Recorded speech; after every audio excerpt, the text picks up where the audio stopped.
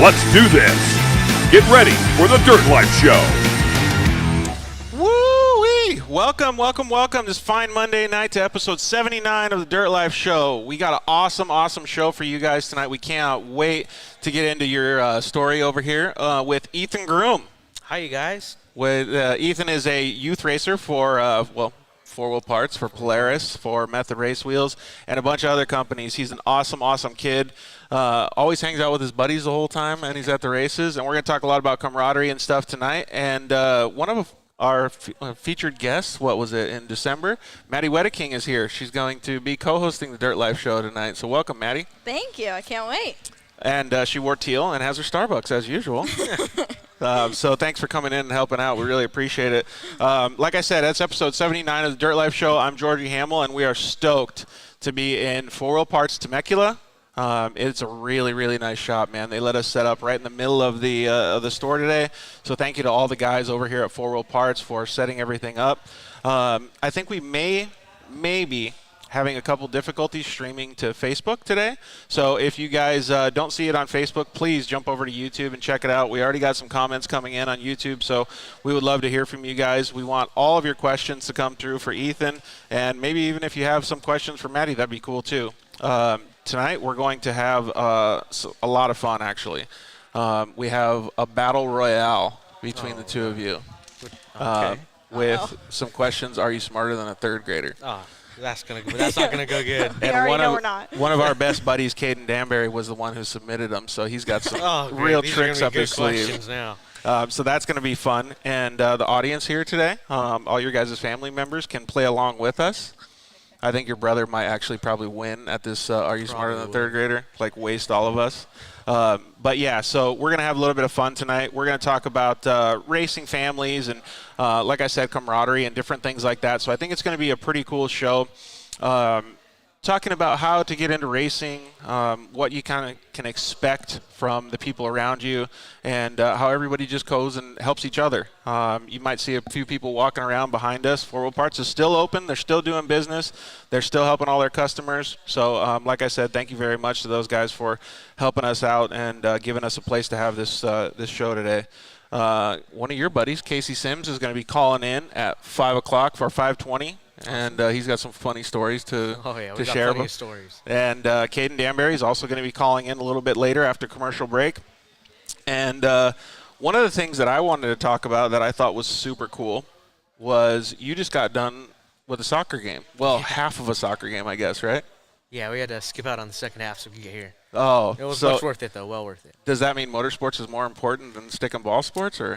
No. So we committed to this interview for the past couple months, and soccer season kind of. Here's the season a week ago. So took a back seat. All right, Maddie, if you had to pick between soccer and doing motorsports related stuff, what do you pick? Oh, I already have. Oh, really? Definitely motorsports. Yeah, I used to play soccer, so.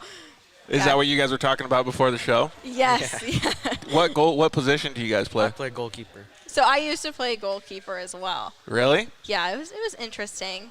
I wonder if you guys could learn a little bit from each other. Maybe. Were you the one that fully dives after the ball and scrapes their knees and are you that? Oh yeah, That's us. Yeah. Yeah, Both you guys? You might as well. I mean, Yeah. you got one job: is to make sure the ball doesn't go behind you. Even if you're going to get tore up? That's okay. Well, I'm glad that you guys are so into the stick and ball sports, but I think you guys probably put the same amount of effort into your guys' motorsports programs, huh? Oh yeah, a lot of effort, a lot of time goes into it, and definitely the parents have a lot to do with it. They're definitely huge supporters of the program. Yeah, that's a huge thing we're going to talk about tonight. So a couple other subjects that we're going to be covering tonight. One of them is very important to all of us here, and that's golf carts. Yes, everybody's favorite. Yeah, everybody loves golf carts. Sarah Danbury will appreciate this subject. Unfortunately, her golf cart will not be appreciating the subject. But and then one other thing that I wanted to talk about that's a hot topic is, did you guys see any of the posts on social media for that new racing? It's called Extreme E with Sarah Price and Kyle LeDuc. That's a cool little program they got over there. Yeah, it's pretty rad, right? All overseas, kind of like Dakar Rally-ish, but in those electric vehicles. Mm-hmm. We should just talk about that right now, actually. Yeah, let's do it. So what did you guys see when you guys saw on social media? I just saw that the Chip Ganassi race team has Kyle LeDuc and Sarah Price, and they're going up a bunch I think there's a couple big names that they're going up against. Yeah, tons and tons of good drivers. They're I think all in different countries too. Yeah. So it's all spread out. It's pretty cool. yeah, it's like full international, kind of like the Dakar Rally, right? Yeah. We already got a bunch of people commenting in on YouTube. So Caitlin says hi. Kendall says hi. Tanner says hey. I don't know how you say his name. Emil says, where you at, Ethan? Emil, is that how you say it? Emil. Emil, yeah. He says, where you at, Ethan? And then Caitlin says, let's go. Caitlin's all over the place, man. She keeps commenting. Hey. Oh, is that somebody special for you? I don't No? No. Well, Caitlin is all over the place, man. How long have you been riding is what? How long have I been riding? I've been driving since 2016. 20. Okay, so a little while here. Yeah, Dude, 4 or 5 years. I think that's almost as long as my side-by-side racing career. And Emil says, let Maddie know her fresh method apparel should show up this week. Oh, there you go. Oh, good. I've been wondering. And Kaden Danbury says, hey, guys. And John Lewis says, the Extreme E field is stacked. So, yeah, let's get back into the Extreme E talk. So, first, before you guys, think about any type of racing, what's the main goal? To ride side-by-sides and be a champion in the side-by-side racing? Or, trying to go trophy truck? You trying to go, Extreme E? Where are you guys at? I'm trying to definitely go desert racing. Side-by-sides are cool. If an opportunity for, a Class 1, Class 10, or a bigger vehicle comes up, I'll definitely take it. Well spoken, man. Well spoken. Yeah. How about you, Maddie? I mean, I agree with you. I love the side-by-sides, and, I'll definitely stick to that. But if I get an opportunity to do something bigger, I'll take it. Yeah, exactly. The only thing that I have to say is that no matter what, if you're talking about being marketable and having some sort of sponsors and support for the program, side-by-sides will always win 24/7 over everybody else. Definitely. Yeah, there's a lot of eyes on the sport, too. Yeah, It's a bigger exactly. market. And then plus you can take your side-by-side to the dunes too, right? Yeah, you can take it wherever you want. Go out in the Rock desert. To Starbucks if you live in Arizona. Yeah, you can. In Havasu, you can, and Yeah. I've done it. I used to go get burritos and tacos in the Yamaha YXZ, so you could be taking the Polaris Racer to Starbs all the time. Oh, already have. You have? Oh, yeah. In California? No. I was going to say, you're Lake crazy. Havasu. Oh, yeah. How many times did you take the Razor in Lake Havasu? Because you were there for a few days. I mean, we got golf carts there. I've taken the golf cart to Starbucks. I take whatever Whatever's whatever available goes. to get you there quickest. Yes. Do you know about her Starbucks addiction? No, I've seen it, though. She's It's pretty addicted good, to it. yeah. I think your dad might know a little bit about it. Yeah. But yeah, so actually, while we're talking about family, I'm going to give a little bit of a different camera angle here. You can see some of the family in the background here. We also got the back of the four-wheel parts store. This store is actually super cool. One of the better four-wheel parts that I've seen. Tons and tons of wheels in the background, bumpers, all kinds of different stuff.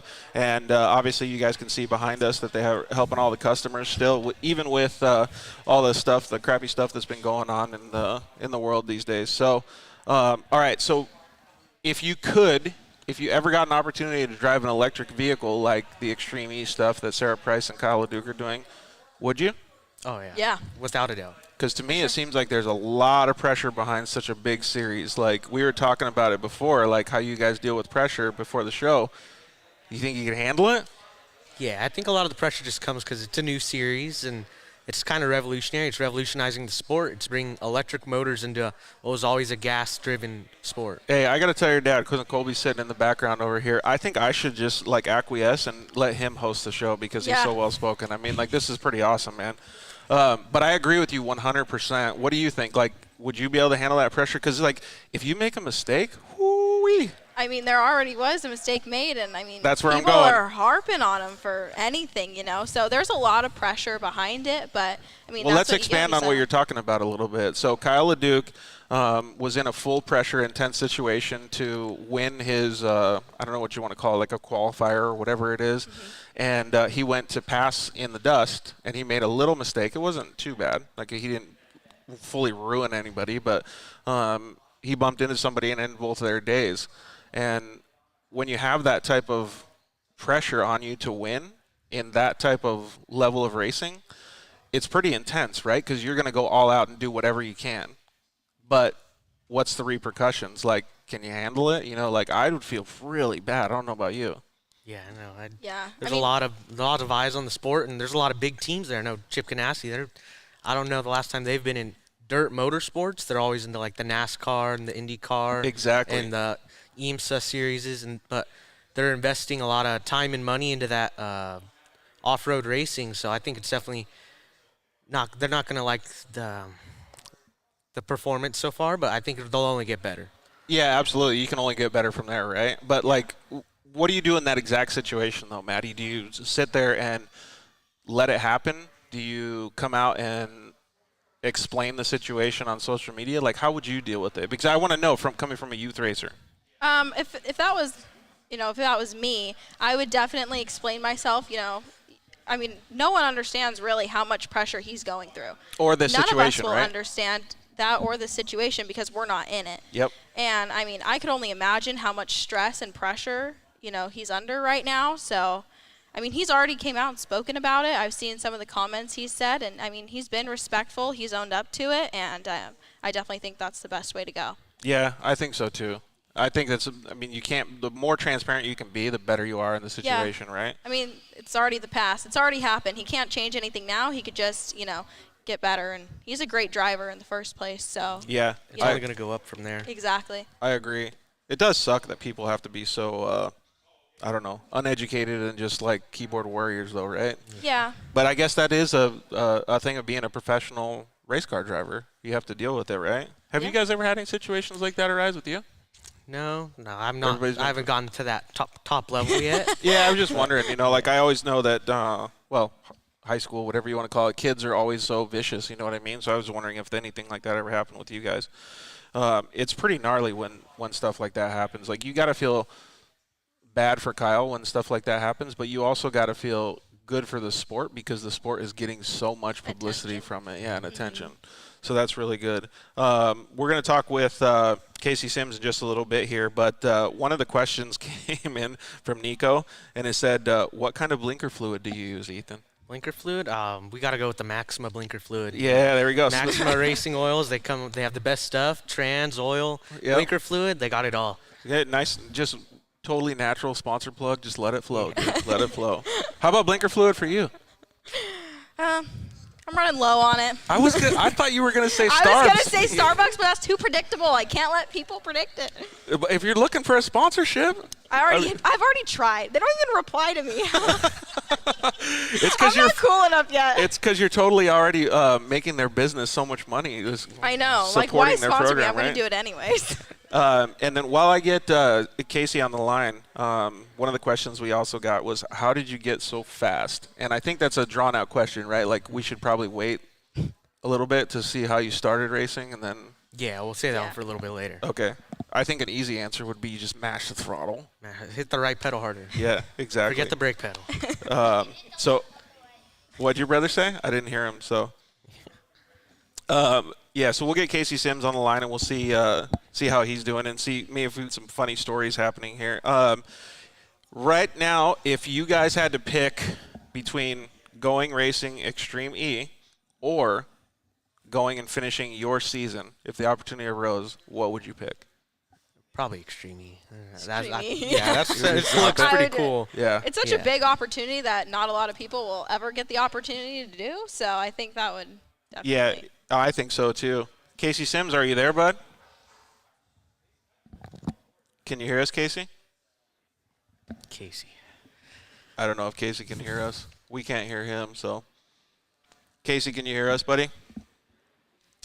Well, we'll wait for Casey a little bit, but if I had the opportunity, I would probably pick Extreme E too. The only thing that I think is crazy is that I would show up like a week or two in advance because you got to be so, I don't know what you want to call it, like adjusted to the time and the differences and the food and all that stuff. To me, it would be like really crazy to be able to have that all like change instantly and then have to go perform. Yeah. Well, didn't they have to quarantine before? I know I saw Sarah Price's story, and it looks like they were Kristen Matlock was saying something about that in Dakar. Oh, at Dakar, they had to quarantine for a couple days until the test results came back, right? Oh, really? I believe so, yeah. So, yeah, that being said, I would think that they would have had a quarantine for the Extreme E stuff too, right? Yeah, probably. I mean, I saw their stories on social media, and it sounds like they did quarantine. That's nuts, man. So at least they had time to adjust. And I mean, I saw Sarah; she was working out. She was making the best out of quarantine. Was she really? Yeah. I think that's pretty cool. Yeah, it was awesome. I wonder how much time they had. I have no. There I we imagine go. 3 or 4 days. Casey Sims, are you there, buddy? Yes, I am. Oh, okay. I think you were on mute or something. Hey, so we were just talking about Extreme E racing. Have you seen any of that on social media? I have seen a few of it on social media. Yeah, I have seen a little bit. I saw Sarah Price and Kyla Duke were racing. Yeah, it's pretty rad, right? So we asked Maddie and Ethan both if they had the opportunity to race Extreme E or keep racing side-by-sides, what would they pick? And they both picked Extreme E. What would you pick? I would probably pick Extreme E. If I had to pick that between side-by-sides, I'd probably pick that. Well, we know you like fast cars, right? So I feel like that would be a perfect fit for you. Hey, Yeah. so we kind of prefaced a little bit of this before getting into the Extreme E talk, but you have some funny stories, I think, of Ethan, don't you? Oh yeah, I got quite a few funny stories of Ethan and I together. Oh gosh. Let's hear him. Yeah, Ethan's already blushing, dude. What's one of the funny stories you got, bud? So one funny story I got is from the Parker 250 when him and I were exploring in Sarah's golf cart, and we found the ravine. So we decided to go down this ravine, and it turned out it had a lot of rocks and a lot of thorn bushes. Oh, in a golf cart? Golf cart that's yeah. like this high off the ground. Yeah. Yeah, so we may have rolled it a few times, may have jumped it a few times. Are you being serious? I think Oh, we yeah. laid it on its Wait. side once. I don't think we Okay. ever like fully rolled it, but we tipped it on its side. Maddie, don't you want to know who was driving at the time? I mean, I would imagine it was Casey. It was Casey. I was Yeah. the one out there It was. holding the car up so Casey could get it off the rocks. Did you ever fly out? Yeah, once. Yeah, I may or once. may not have flown out of about 69 golf carts. So I'm right there with you, buddy. Yeah, I think that we both flew into the thorn bush at one point. Oh, Yeah, there's really? a big old thorn Yeah. bush, and it's like half the length of the golf cart. Hey, you have to fit yeah. through it. So we're holding the branches back on the thorn bush and Casey, going straight through. you should see what Maddie and I are looking at right now with Ethan's parents. Like, Ethan's dad just looked at him like with the biggest grin. He's not happy, dude. And his mom's like, I want to hear more. What did my son do? All right, so keep Yeah. keep coming clean, Casey. What else you got? That's one really funny story, and then it's just like with all the kids at the track, and it's always a fun, good time with everybody. Always hanging out and coming up with stuff and punching each other, and it's always fun. Yeah, it really is. That's one of the things that I wanted to bring up. We had an Instagram Live on Thursday with the boys as well, Kaden, Casey, and Ethan. And we talked about golf carts as well. I think that's going to be a theme from now on, I guess. But, in fact, I think you were looking at new golf carts too, right, weren't you? No, we were with the Gonzalez brothers. Oh, and they that's came what it up was, and yeah. they picked a golf cart up, and there was a couple golf carts right there. I was like, oh, that's perfect. So We need them. side-by-side started from golf carts, and then they evolved into what they are now, and you're, like, reversing it, like, or Go trying back to do the down, same baby's thing. back down. That's funny. So, Casey, what was one of the things that you were thinking about the camaraderie and stuff when you first met these kids? Did you know that you were going to become we'll call it best friends with everybody?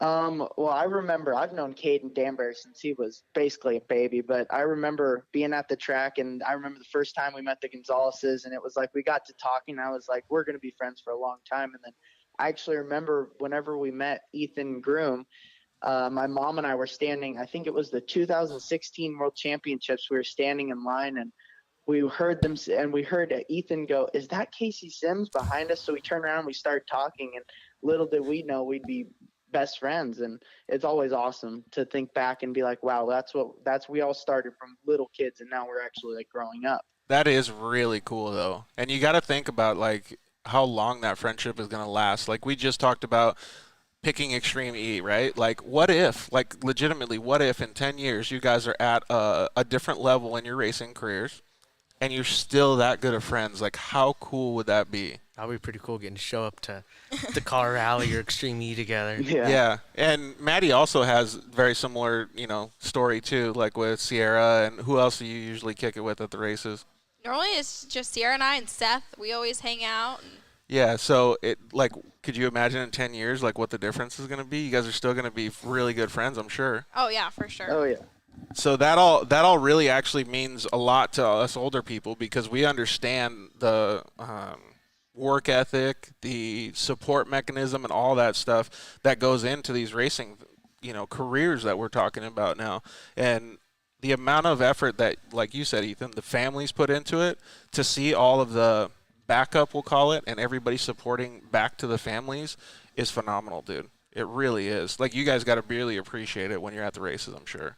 Yeah, we couldn't do it without them. Yeah, that's for sure. And your friends, though, too. Yeah, that are always there. We're there for a good time, but it's pretty cool because we'll be an hour before the race, we'll be out there messing around with each other, but then we hop in the cars and we're battling hard with each other, and then after the race, we're back to messing around. Yeah, that's cool. You guys are back to flipping golf carts Back together. to flipping golf carts in the park. Yeah.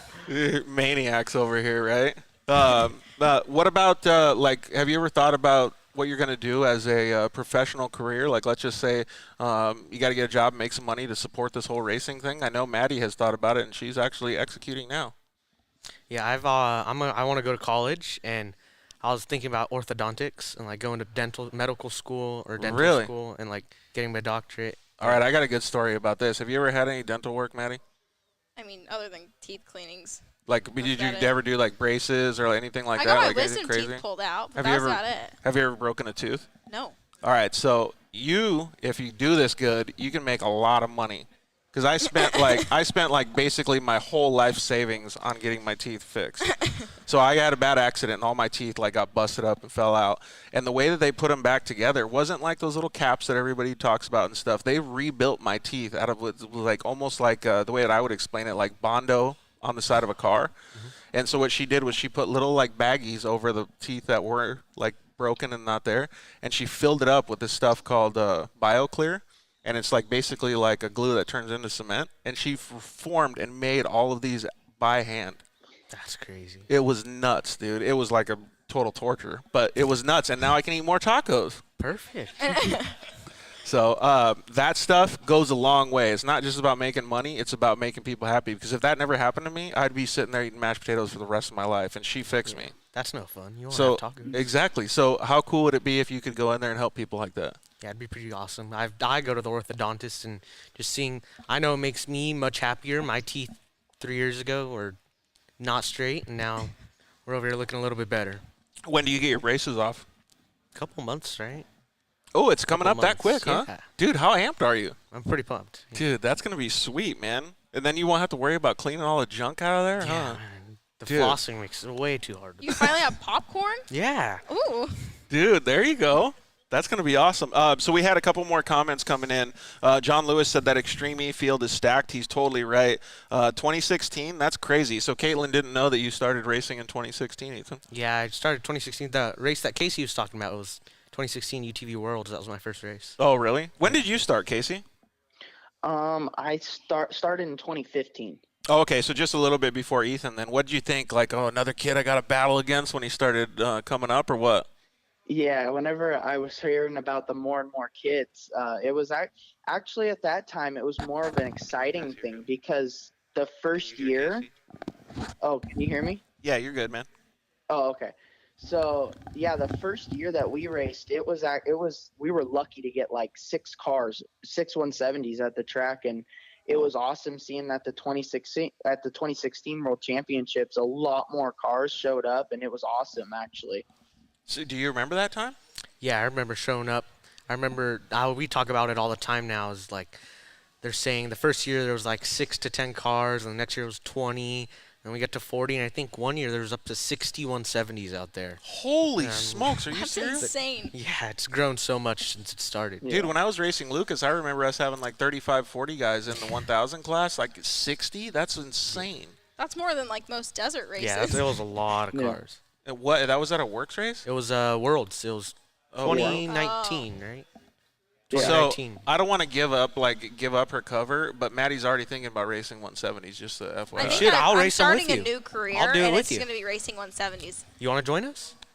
Dude, you know how far I would hang out the side of that thing? Maddie might be able to fit a little No, bit. you do a bubble top, over your head. You stick a little bubble. My cage, you know how those dorky cages look when they have the tall guys in on the razor? Mine would look so tall. It'd be have you ever seen when Two-story. Ronald McDonald driving down the road with no top, or Shaquille O'Neal with a convertible? That would be me.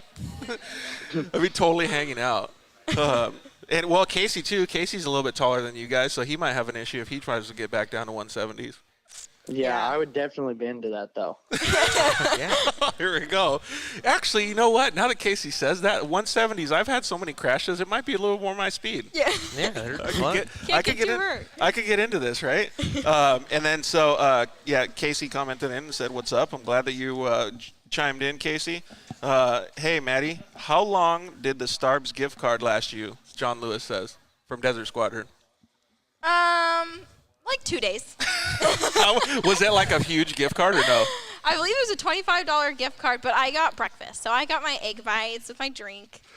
So once I get that in 2 days, but I was thankful he even sent that. Like, So your that was dad, so cool. your dad's over here, so I'm allowed to say this. God, she's bougie with the Starbucks thing, man. Holy cow, dude! This Starbucks addiction. I don't know how Matt, your boyfriend, deals with it, dude. Is he having to pull over at Starbucks like every 5 seconds when you guys are on road trips? It's just mandatory that we get it on the way out everywhere we go. And then, if we run out halfway before we get there, Barstow, there's a Starbucks. There's 2 Starbucks in Barstow. So got to keep our options open. And a Del Taco, but you don't need that if you have Starbucks, right? Oh, no, you could double dip. You can get a drink at Starbucks and then go get some tacos. Do you have any, addictions like this girl does, Ethan? Not that I know of. How about you, no. Casey? I don't have any addictions like that, but my mom has a Starbucks addiction. Oh, really? Yes, she does. So Yeah. She's just about as equal. Maddie and Carla are Yeah. like best friends when it comes to Starbucks? Oh, we're Starbucks Oh, yeah. best friends all the way. I really think that we need to find a way to get your resume in front of the right person at Starbucks. Right? Like, really do. If any of the viewers here know anyone at Starbucks, Yeah. give them my number. Please, yeah. Let it happen. Yeah. Dude, that would be so cool. Extreme E Starbucks edition. Starbucks race sponsored. car. All like sponsored Starbucks Dude. all across the side of the car. You're going to have to That would be start. cool. Do you drink That coffee, would. Ethan, or no? No. Oh, okay. Well, you're going to have to start because if you guys are going to team up, then you're going to have to start drinking Yeah. coffee. That's true. Here, So, you'll drink the teas and then I'll drink the Yeah, coffee. there we go. Yeah. There you go. Boom. So, Casey, I appreciate you calling in, bud. Do you have any other funny stories that you want to leave us with? I don't think I have any more really funny stories. All right. How about maybe a battle or something on track? Oh. Have you guys had like a battle royale? I don't think Ethan and I have because actually my 170 we sold to Ethan and Ethan raced my 170. Yeah. Was that car pretty sweet? Yeah, it was really fast. It was a good Really? car. Yeah. What did it smell like? It had race fuel in it? Because I know that means cheater status, Oh, like yeah. super hard.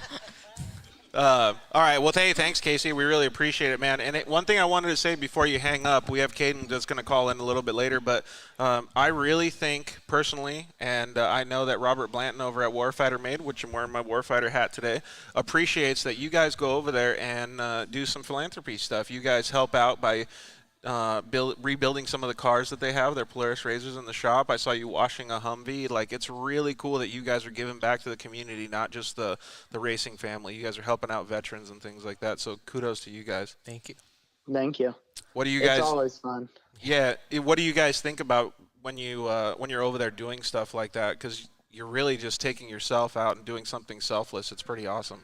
Yeah, I know. Like, I'll go out there and I'm like, man, these people that are gonna be driving these on the adrenaline therapies, they've sacrificed everything for us. So the least I can do for them is fix up a car that they're gonna drive or wash a car that they can drive. It probably Yeah. feels pretty good to help out, huh? Yeah, it feels amazing. And how about for you, Casey? It definitely feels awesome. Just like what Ethan said, they've done so much and they fought so hard for our freedom, for us to even be able to go out and do for them to be even do adrenaline therapy and for us to even race. So just like what Ethan said, giving back just that little bit of being able to work on their car it's awesome. It feels so good. And it's really fun just to get over and you get to see everybody at the shop and you get to work on a car and it's always fun. That's what I could think you guys could learn some stuff from that as well, right? Yeah, we're Yeah, totally. taking apart the cars and I go home and do it to my car. Yeah. Learn the secrets from the Yeah. Warfighter Made crew. And hearing all their stories, too, is crazy. Yeah. I mean, I'm sure you guys hear a ton of stories at their shop. Like, it makes you respect them so much more. Yeah, absolutely. And I ran into him actually at the Jarrett Brooks Camp Racer thing that I went to on Saturday too. Giving back to the kids and seeing some of the guys that are, veterans and stuff like that out there was really cool. So it's neat to have that whole camaraderie aspect. All right, Casey, we'll let you go, buddy, but definitely stay tuned because we got a battle royale. Are you smarter than a third grader? That's going to happen right here between Ethan and Maddie. Game on. Perfect. not I'll gonna be be good. watching it. All right, thanks, buddy. Hey, tell your parents we Thank said you, hello, guys. and thanks for I calling in. will. No problem. Thank you. See ya. Bye, Casey. Okay, Bye, Casey. Bye. See ya. All right, so we had a couple more comments coming in. They're just flooding in. I don't know if I'm going to be able to keep up with everybody. Obviously, John Lewis asked how long that Starbucks card lasted. That was pretty funny. But if anybody else wants to give you a Starbucks card, like, should we just give them like your Instagram? Yeah, so that give you them can my Instagram, and I mean, I'm Yeah, open to just- all DMs. yeah, You know, Venmo. let these I Starbucks just got cards that. flow. Yeah, Apple Pay, anything works. You know. Start giving Maddie Starbucks addiction to the next level. Yeah, and John Lewis also said it's nice to see two American teams, Ganassi and Andretti. Maybe you could expand on who those drivers are on the Andretti team, because I don't know who they are. And then Kendall Hawks 06, I was there with them, but I don't know what part that was. Do you remember where he was? Oh with yeah, you he was guys? at Parker. Not on the golf car, was he? No, he was. He might have been on one of the later rides that Casey gave. He gave a Dude, bunch so of rides. basically, and yeah, John said I was blowing you guys out with all these stories, so I appreciate that, but I gotta admit, like, Kendall's kind of blowing himself out right here. Like, if he was with you guys, he kind of called himself out right there. So, but I do think it's cool that you guys are actually doing all this stuff, because those times you'll never forget. Like, there's been a million races that you probably can't remember that good, but you'll always remember these golf cart incidents, right?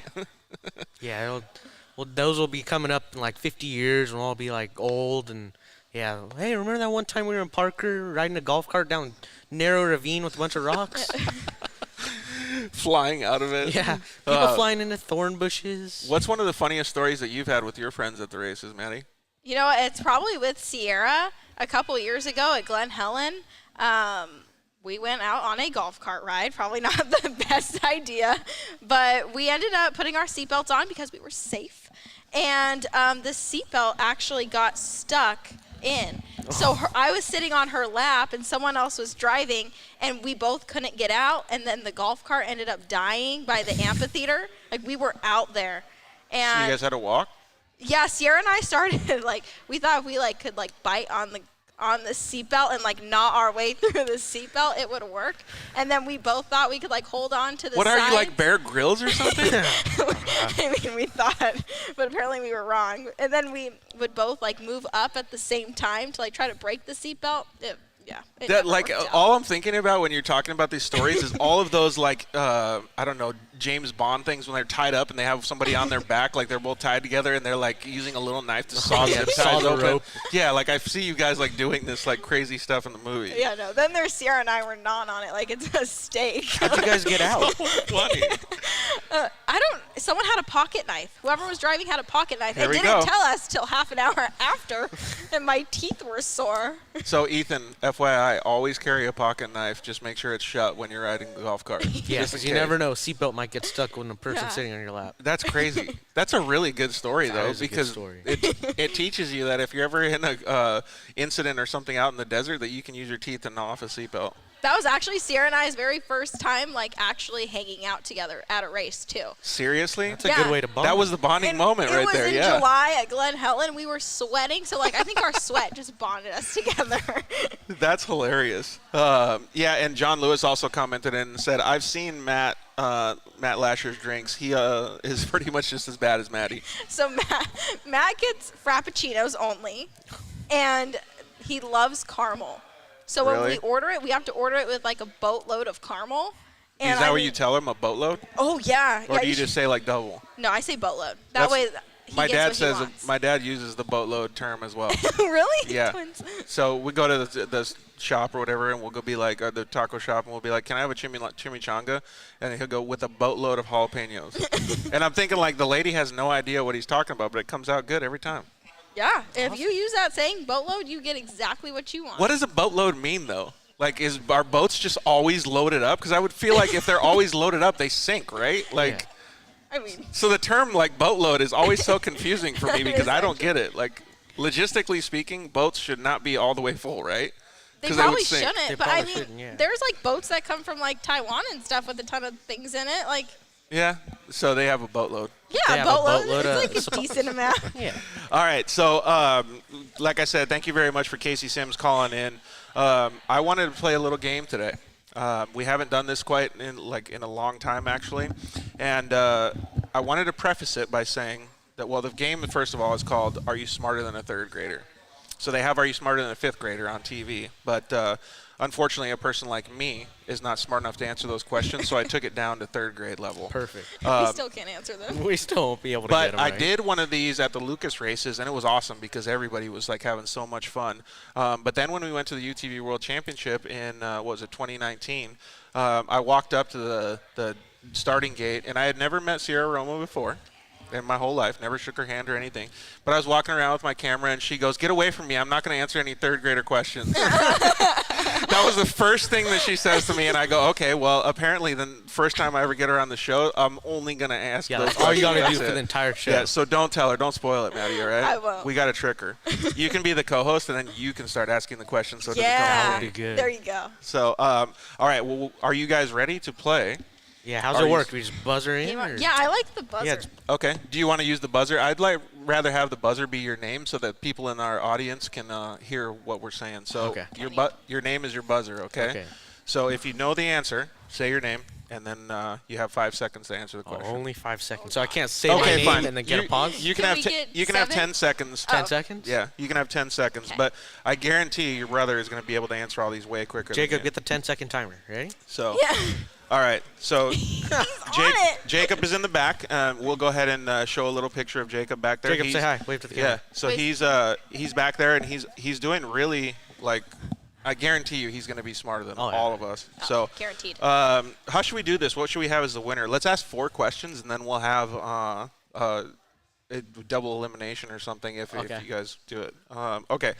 So the first question is, actually, you know what? We'll just ask all these. Caden gave 9 questions. You want to just answer all 9 of them? 9? Man, Okay, does okay. he think we're smart? I know. Makes Well, me nervous. every time he submits these, I'm like, dude, this kid is so much smarter than me. Like, Oh, so You that know, means he's they're just hard? he's taking his homework Yeah, and he's like, giving oh, it so to this us. is what we learned today. There we go. I don't know, man, because some of these questions like blow my mind. How like I would never have remembered this from when I was in 3rd grade. But all right, so question number 1. Remember, Okay. your name is your buzzer, and you have 10 seconds to answer the question. And don't buzz in unless you know the answer, because I don't want dead air on this show for us. All right. The first Thanksgiving was celebrated by Native Americans and what other group of people? Maddie, Ethan. She beat me. Okay, Maddie. the Pilgrims. Dude, all right, 1 point for Maddie. Are you keeping score back there, Jacob? So Maddie's got 1, okay? So Maddie won. Question number 2. Okay. Oh, dude, she's like on the. I'm on it. Her whole shots are going to be better than Yeah. you. All right, question number 2. Dude, you better get ready. I'm all right. All right. Oh, he's probably just going to say his name and not even use his hand like Yeah, you are. no, You're why are just- we using the hand? She's Because I extra. like it. I don't know what to Okay. do with my hands, Yeah, I like don't Ricky know what Bobby right here. Name the American president on the $50 coin who was assassinated in 1963. 1963. This Maddie, is JFK. yeah, Maddie got it. Okay, so 2 for Maddie. All right, Man, I'm getting destroyed. Ethan, it's like you were sleeping at the starting line already, dude. So we got to get it.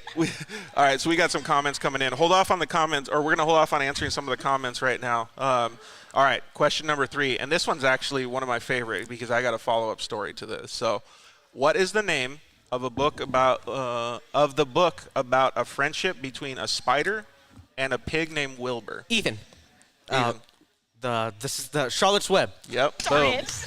So I went over that in He's English catching- class 2 days ago. he's so- catching or up. a That month was ago. pretty intense, his answer right He there, was. He dude. had like his was hands like, oh. fluttering. Dude, fully. So if you guys aren't watching on YouTube or Facebook, you guys can always catch the show afterwards. But if you guys are listening, you might want to actually just go watch because these the energy in the room is pretty intense. So my funny story, my fun fact about that number 3 question, Charlotte's Web, was I hate reading, like hate it, right? Like I hate school and I hate reading. I did good at both of them, but I hated it.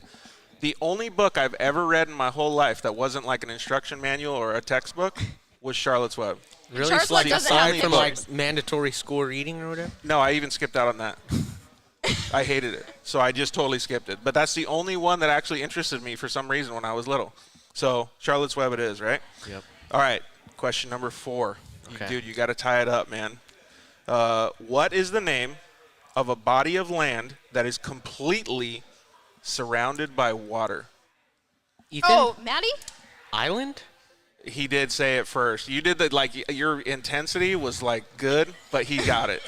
You like, weren't very confident in your answer, No, though. but like I was. Dude, I kinda feel- that's a really simple It was very question. I was like, simple. wait, hold on. Ethan, I kind of feel like you I should think do the hand kindergartner does. move. The Can hand we have move is buzzers like next time? because I almost picked Maddie because of her intensity. Yeah, we gotta get buzzers next time. Yeah, buzzer next time, Yes. so you can say it. Yep. Yeah, okay, tied it up, dude. Tied it up. Good job. That was easy. He let an easy I know. one for you. All right, That was really simple. I was like, wait, hold on. There's gotta. It's What's the gotta be a catch? trick What's question. something else? all Like right. an iceberg. Yeah. Question number 5. Here we go. What is the capital of New York? Oh, Maddie. Yeah, give it to Maddie. New York. No, Ethan, wrong. Albany. Dude, he got it. Let's go. Whoa, Maddie. So you York, New York, you like whole the shot city? you whole shot hard, but you either blew a belt or got a flat tire because he just passed you. So I blew a motor. I'm good at those. no, it's not a motor because it's not the end. You Yeah. can still, I can still win. Yeah, Still you can got still go. 4 more questions. Okay. You're doing good though. Don't get discouraged. We're right there, all neck and neck. Okay, We're right there. We are Like neck yeah, and but neck. you're in the dust now, so you got to be able to like No, pass we're through the even. dust. No, because he's No, got I'm one one of you. ahead. You're one ahead. I'm a car length ahead. Yeah, what's the score? What's the score, Jacob? That's true. Yeah. She's racing a 4-seater. That's true. What did your brother say? He said she races a 4-seater and I race a 2-seater. So, So I'm Oh, I got you. That makes total sense. yeah, I like that. he's got a point. Okay. Question number 6. What is the closest planet to the sun? Ethan. Oh, I don't. Mercury. Mercury, got it. He Really? freaking I thought nailed it was Venus. No, Venus is the hottest, but Mercury is the closest. But if it How was is that closest to possible? the sun, it would be Because the Venus hottest. is more, the atmosphere is more dense, so it traps the heat in better. Brainiac, dude. Yeah, I told you Full you're on smarter than Brainiac. me. Okay, so now you've like we're coming close what to I- the end here. You got to step it up, Yeah. Maddie. I've like rolled. Making I know, my you had way. such a good I'm start, tipping myself and back then- over yeah. right now. All right, so we have questions 7, 8, and 9 left. Question number 7. What is H2O also known as? Ethan. Oh, Maddie. Yeah. What is okay. it? Water. Okay. Yeah, he got it. I don't know if you I can was come hoping back he now. was gonna say oxygen. Yeah, that was what, 5, 2? So we only have 2. Oxygen. 2 hydrogen, 1 oxygen. She's like H2O. It's known as Starbucks. Water. What's that? Water? No, I know Starbucks. Okay, so I don't think you can redeem, Maddie. I think you only got 2 questions I left. can still But try. why don't we go through it and at least get you as close as possible? Okay. We keep going until the checkered flag. Yeah, keep going. Yeah, exactly. we can't give up. Yeah. Exactly. So then the worst you can place here is second. So that's perfect. Still podium. This one's Podium's actually podium. this one's actually a really good one. 2 dozen kittens and 3 dozen puppies get adopted from the shelter.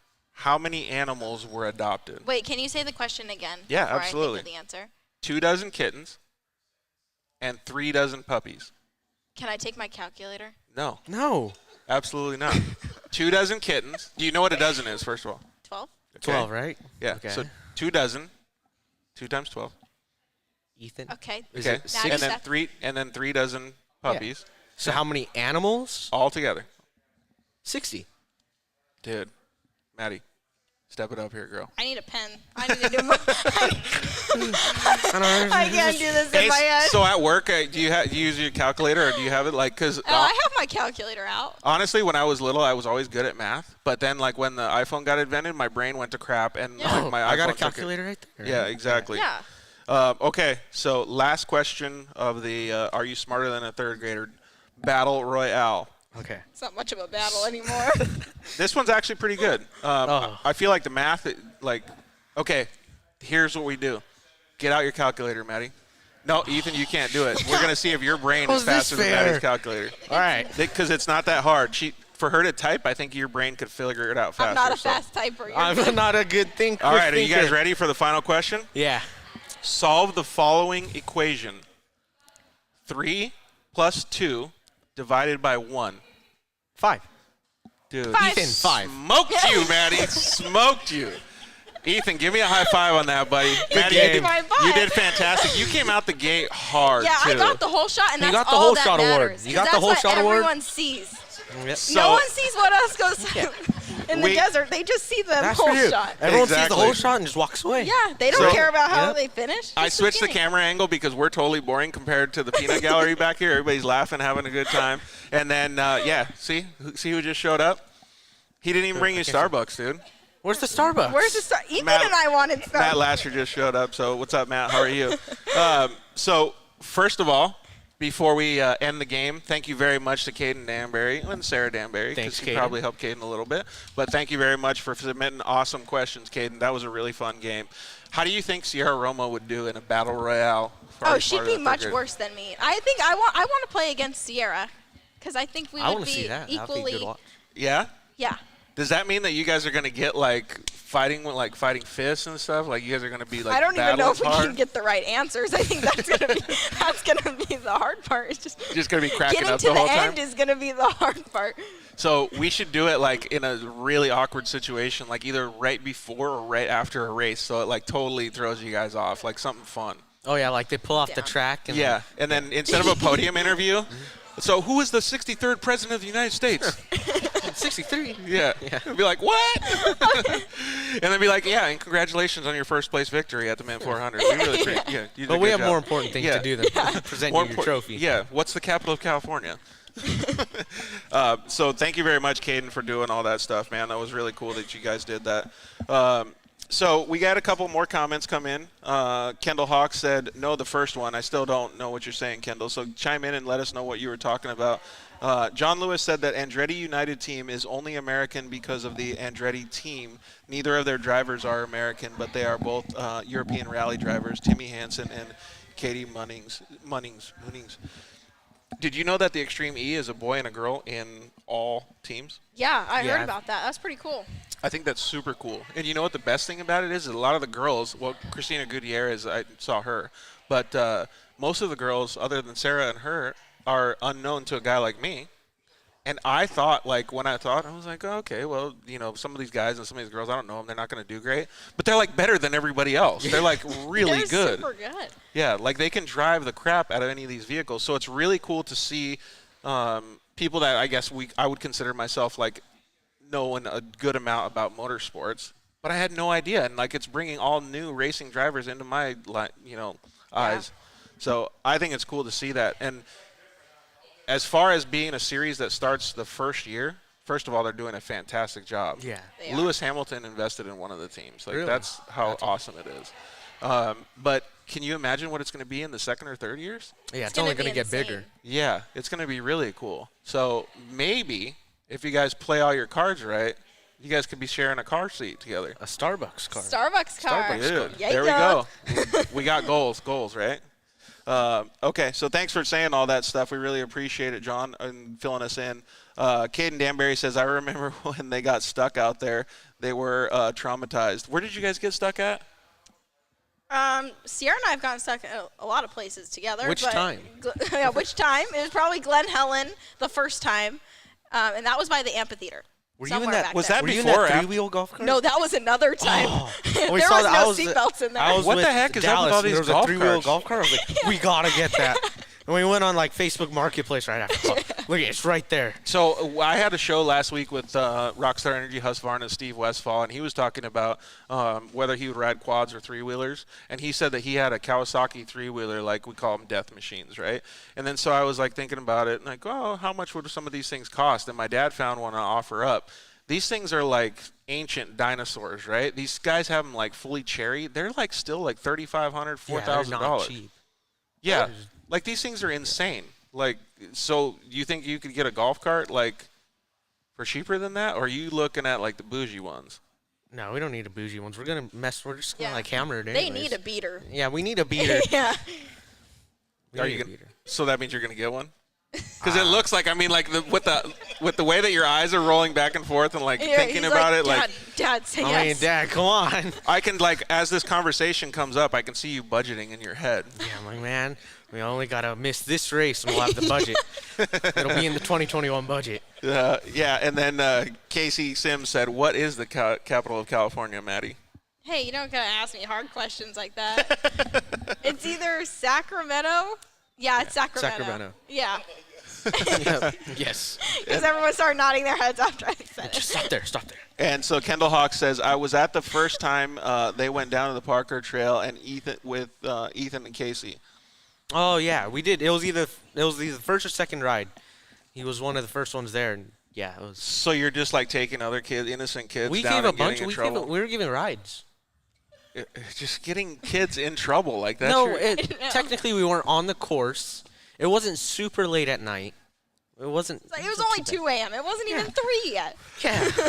Oh man, I could just see like your parents are so mad, like angry right now. And John Lewis says 3 Formula One drivers that have teams: Lewis Hamilton, Nico Rosberg, and Jenson Button. So that Extreme E stuff is really, really blowing up, man. I can't tell you how excited I am to keep watching this stuff. In fact, I'm pissed that I missed it. But, okay, so before we get into your story, we're going to go to commercial break in probably 5 minutes or so. But before we get into your story, I want you to tell us a little bit about what you thought when you were first starting racing. Like when you thought about like, oh, wow, I have all these friends, like the camaraderie. Like what was the emotions that you had behind going to the track? You know, my first ever race was Worlds, 2016 Worlds, and I was super nervous. I had the race day jitters. It was my first time ever racing. We showed up to signups, and Casey Sims was there. And, like, Casey Sims was like, I knew of him. Like him, Dallas, and Seth Quintero. Those were like the 3 main youth racers that I knew of at the time, and I thought of them as like superheroes. Yeah. And so when like I think Casey went up and talked to us, and I was like, oh my gosh, I just talked to Casey Sims. What do I do? Yeah, what do I do? He was on the top youth racers in the world at the time, and I was like, wow, it made me feel like he comforted me a lot. And he said, don't worry, the nervousness is always going to be there, but once you start racing, it all goes away. And I think they definitely helped a lot, and because I started, I think, a year or 2 years behind all of my buddies in racing, so they definitely helped kind of teach me what to expect. That's pretty cool. And for the kids to help out the other kids, like especially at the beginning, like that, like kind of gets me emotional because that's exactly what off-road racing in the dirt life is all about, is making sure that you're supporting your fellow human beings, right? Yeah, camaraderie. Do you remember what your first race was, Maddie? Like, do you have a sentimental story like that? So I started off desert racing, so I was the youngest one. And Do you remember what age you were? I was 14. I was 14 years old. And so I was racing with my dad in a little 900. Uh-oh. Oh, yeah. I mean, the car was definitely leaning a little bit. For people that aren't familiar with Maddie's dad, Aaron is a little bit bigger than she is. Just a little bit. Yeah. Yeah. So I could see how that could happen. So he was driving or you were driving? I was driving and he was my co-driver. Oh, cool. So you at least got a little bit of knowledge in the co-driver seat. Yeah, I mean, he was just telling me, okay, slow down. You can slow down now. Okay. You're going to roll it. Can you not do that? But do you remember, like, what it was like before the race or even after the race, like with, other people that were, I don't know, helping you out and stuff? Oh, yeah. We had my entire family there. I mean, my grandparents were there. My cousins were there. Our friends were there. So I had a very big pit crew and big support crew behind me. But I was so nervous my first race. I mean, everyone was just trying to get me to calm down. I couldn't eat in the morning. I couldn't eat the night before. I was so nervous. But then once I finished, I mean, I was so accomplished. What about when you got in the driver's seat? Like, were you still nervous or were you just like letting the adrenaline take over? Oh, it is like once the green flag drops, then it goes away. But everything leading up to it is. How many Starbucks did you have that day? None. I couldn't even drink it. I couldn't do anything. Whoa, you must have been real nervous. You got to be really nervous for Maddie not to drink Starbucks. Exactly. Big time. All right. Well, I think that's a good way to end the first segment of the show. First of all, congratulations on your huge, massive win. Are you smarter than a third grader? That was good. Thank you. So you barely won. Okay. Yeah, it was a tight race. I'm gonna go ahead and try to see if I can find a company, maybe a company called PRP, to start making Are You Smarter Than a Third Grader trophies. That would be cool. That would be pretty sweet, right? Yeah. So we could start awarding people them. Mm-hmm. All right. Well, let's take a commercial break. And we're going to get back into your story, dude. Perfect. Figure out how you started racing. So we're going to take a quick commercial break. We'll be right back. Shock Therapy, the premier UTV suspension tuning company.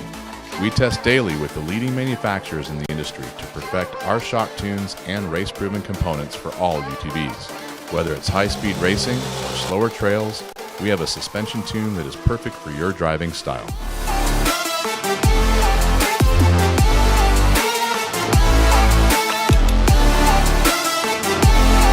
Visit shocktherapist.com to improve your ride today. Shock Therapy, the premier UTV suspension tuning company. We test daily with the leading manufacturers in the industry to perfect our shock tunes and race-proven. You ready to test these tires out? I was born ready. Let it rip.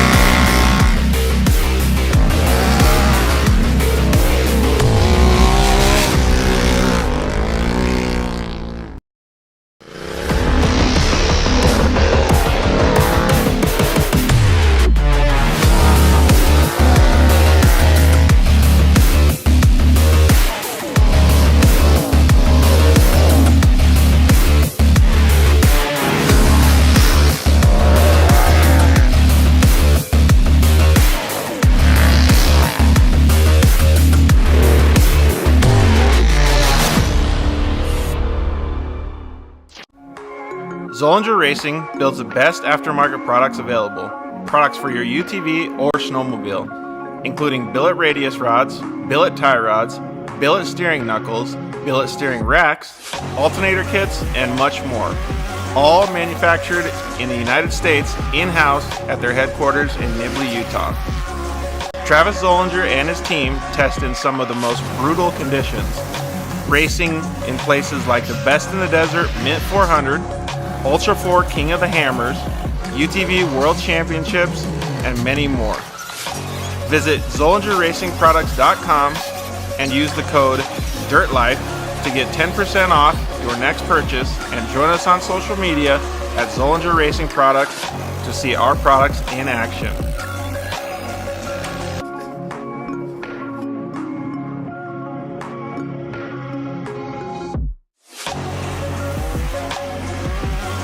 Zollinger Racing, the best products, period.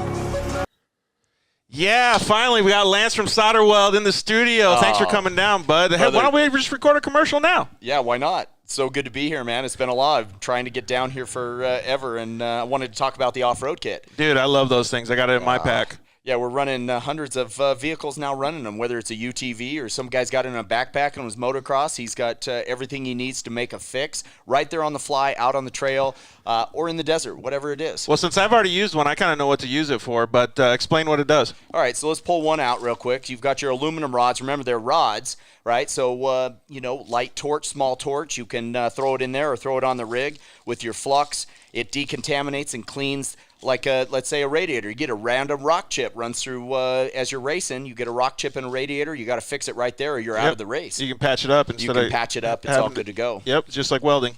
Yeah, also as well with that, you've got a brake line fix. So with your flux, you can fix a brake line, stainless steel, and then your hot block, heat absorption putty. So it keeps you from getting burned, number one, as well as keeps the heat from traveling. So it's really nice. I've used this not even to fix anything, so that stuff works so good, man. Listen, it's easy. It straps in nicely so that you have everything you need in one little place, and you don't have to carry a big bag in It's the like a first truck. aid kit for your vehicle. Yeah, chase trucks have it as well, so that if they need to make a fix on the fly, they can get it done and get it done quick and get you back in the race. Dude, those things are so cool. All right, so it's at Solderweld on Instagram, Facebook, and solderweld.com. Awesome. All right, thanks, bud. Appreciate it.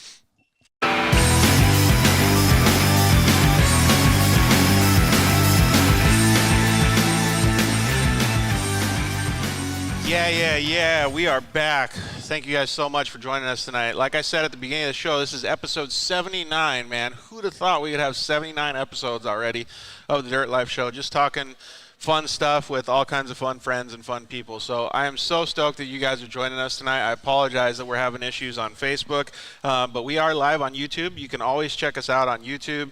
You can listen to any of the archives on iTunes, Spotify, Google Play, all of the podcast networks, even Amazon. So you guys can consume all the content anywhere you can.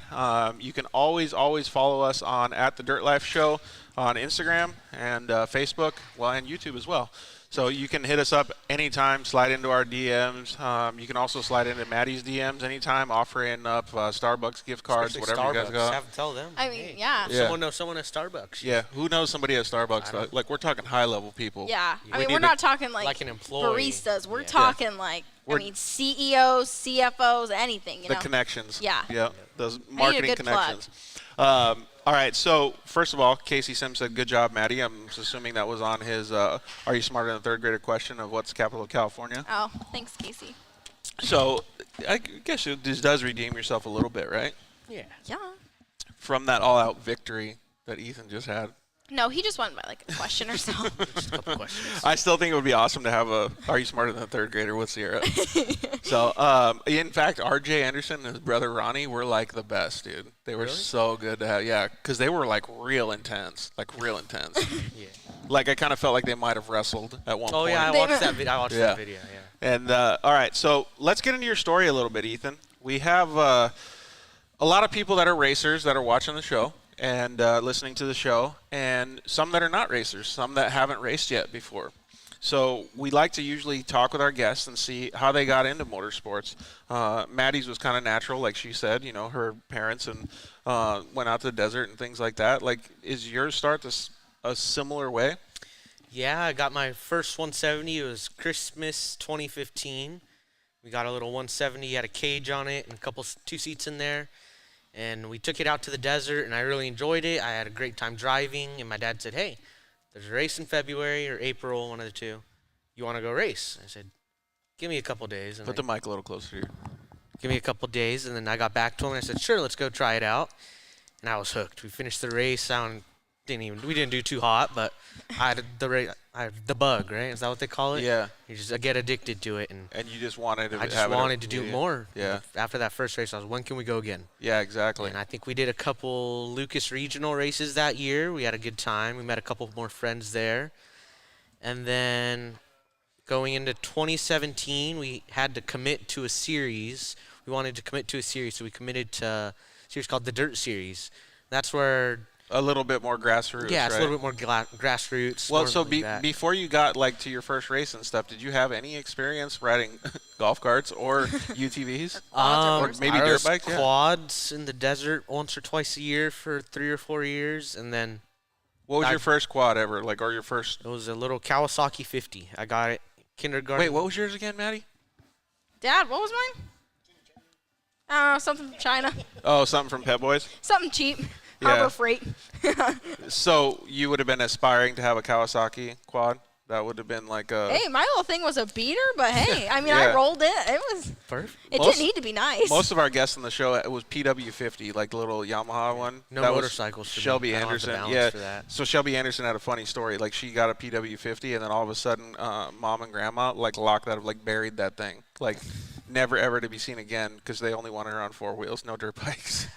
So you guys are lucky that you got to start and you didn't have to get a PW50 buried. Yeah. So all right, give us a little bit more info on where your racing prowess started. Yeah, so my dad's always been in the industry. He works for Method Race Wheels, and so there was always that tie there. Motorsports was always going to be a big part of my life. We went to Lucas races and desert races since as long as I can remember. So it's always been a big part of my life. And Yeah, so you've always lived your dirt life. Yeah, it's always been there. My dad raced quads when he was younger, so. Was he a good, a quad god? Like a good He was racer? pretty good. He won the Baja 1000 once. No way. Yeah. That is pretty He quad came god. second overall on quads. That's official, dude. Go him. Yeah. That's awesome. Way to go, Colby, man. Yeah. Nice. Was your mom there supporting him at the time? Or had they not Were met you? yet? Yeah, they were. Yeah? That's fantastic. So you know what the most important question I'm going to ask them after the show is? Not about how he won, but what was the best taco that they had that day? Because that's the most important thing. They probably had some good tacos that Yeah, day. exactly. So, okay. Well, so you've been in the dirt basically your whole life. So then, it was kind of a natural progression, I'm assuming. Yeah, it was just a little bit the nerves of I'm actually doing a race.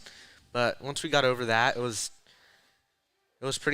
felt pretty natural because I've been around it for a while. Yeah, but that means that you're into it, though, because Yeah. you do it and you're like, wow, this is pretty cool. Does that mean that at that point your dad kind of, I don't want to say pushes his, racing career to the side, but he's like, wow, my son loves this. I'm going to support him and help him out. Yeah, I think he stopped quads long before I was born, but yeah, we definitely started. I did club soccer before that, and that kind of took a little bit of a back seat as we started to focus a little bit more on racing heading into 2017. I'm feeling you, dude. I did the same thing. I was like, all stick and ball sports became secondary when I first started racing dirt bikes. I was like, man, this is so much more fun. Yeah, it's a lot more fun. And it's It just sounds like for Maddie it was too. I mean, why would you go run for fun right. Yeah, I know. when you can sit down and have a great time? and go like 10 times as fast. Yeah, you go way faster than I could if I'm running, and yeah. and you, again, you don't sprain ankles. Yes, and I'm better at race car driving than I am running. Well, it sounded like you did pretty good at your soccer game, though. Yeah, I don't do much running. I just That's stand why in the we're goal. goalies. We're goalies for a reason. We don't do that much running. So you go to your first couple races, and you're starting to like, oh, wow, I really like this. Does that, like, start off, like, you meeting these friends that you have now? Yeah, we met, all the Gonzaleses, the Sims, Danburys, the Sallees. We met the Cowans, and we met a bunch of other family friends that are friends of us now. And we just got so much closer, and it definitely drove us to want to be in the sport more because we knew we wanted to be around these people. They were good people, and we always had a good time when we were with them. Yeah, totally. Well, speaking of one of those people, Kaden Danbury is on the line with us. What's up, Kaden? How are you, buddy? Good. How are you guys? We're doing awesome, man, and I want to thank you very much for submitting those Are You Smarter Than the Third Grader questions. We had a battle royale. I don't know if you were able to see it. Yeah, I was watching it. That was so funny. Are you proud of me, Karen? I'm proud of you. Thanks, Kaden. So, okay. Kaden, you better be proud of me too. I got the she whole was close. shot. She got whole shot. She got the whole shot award. So, Whole shot. all right, so something I just noticed is that you guys have nicknames for each other. Yeah, he's called Karen just because I typed it and auto-corrected to Karen instead of Kaden, and Oh, it's that's stuck right. ever since. That actually happened to me once when I was texting Kaden. I was like, oh, maybe this is how they got the nickname. So it was right. And then I started calling him Karen, and then everyone calls him Karen now. Yeah, I thought that Sierra came up with the name, but it was you? Yeah, it was. Oh, right on. Yeah, anytime you type Kaden in your iPhone, it always Yeah, it corrects always wants to to Karen. go to Karen. Is Kaden usually spelled Caden, or is it usually Yeah, spelled? it's usually Yeah. the C. It's like a ton of different ways. Yeah, there's different ways. We're gonna have to go ahead and submit a request to Apple for their support system, to Yeah. make it official that it's Kaden. Yep. All right, Kaden. So do you remember the first time that you met Ethan? Yeah, I actually met him at a dirt series a while back. It was we were just sitting there with my mom. I was sitting there with my family and stuff. And we saw Ethan, we met him, and ever since we've been talking to him. I see him almost every weekend. Yeah. That's pretty cool, though, right? Yeah, it's really cool.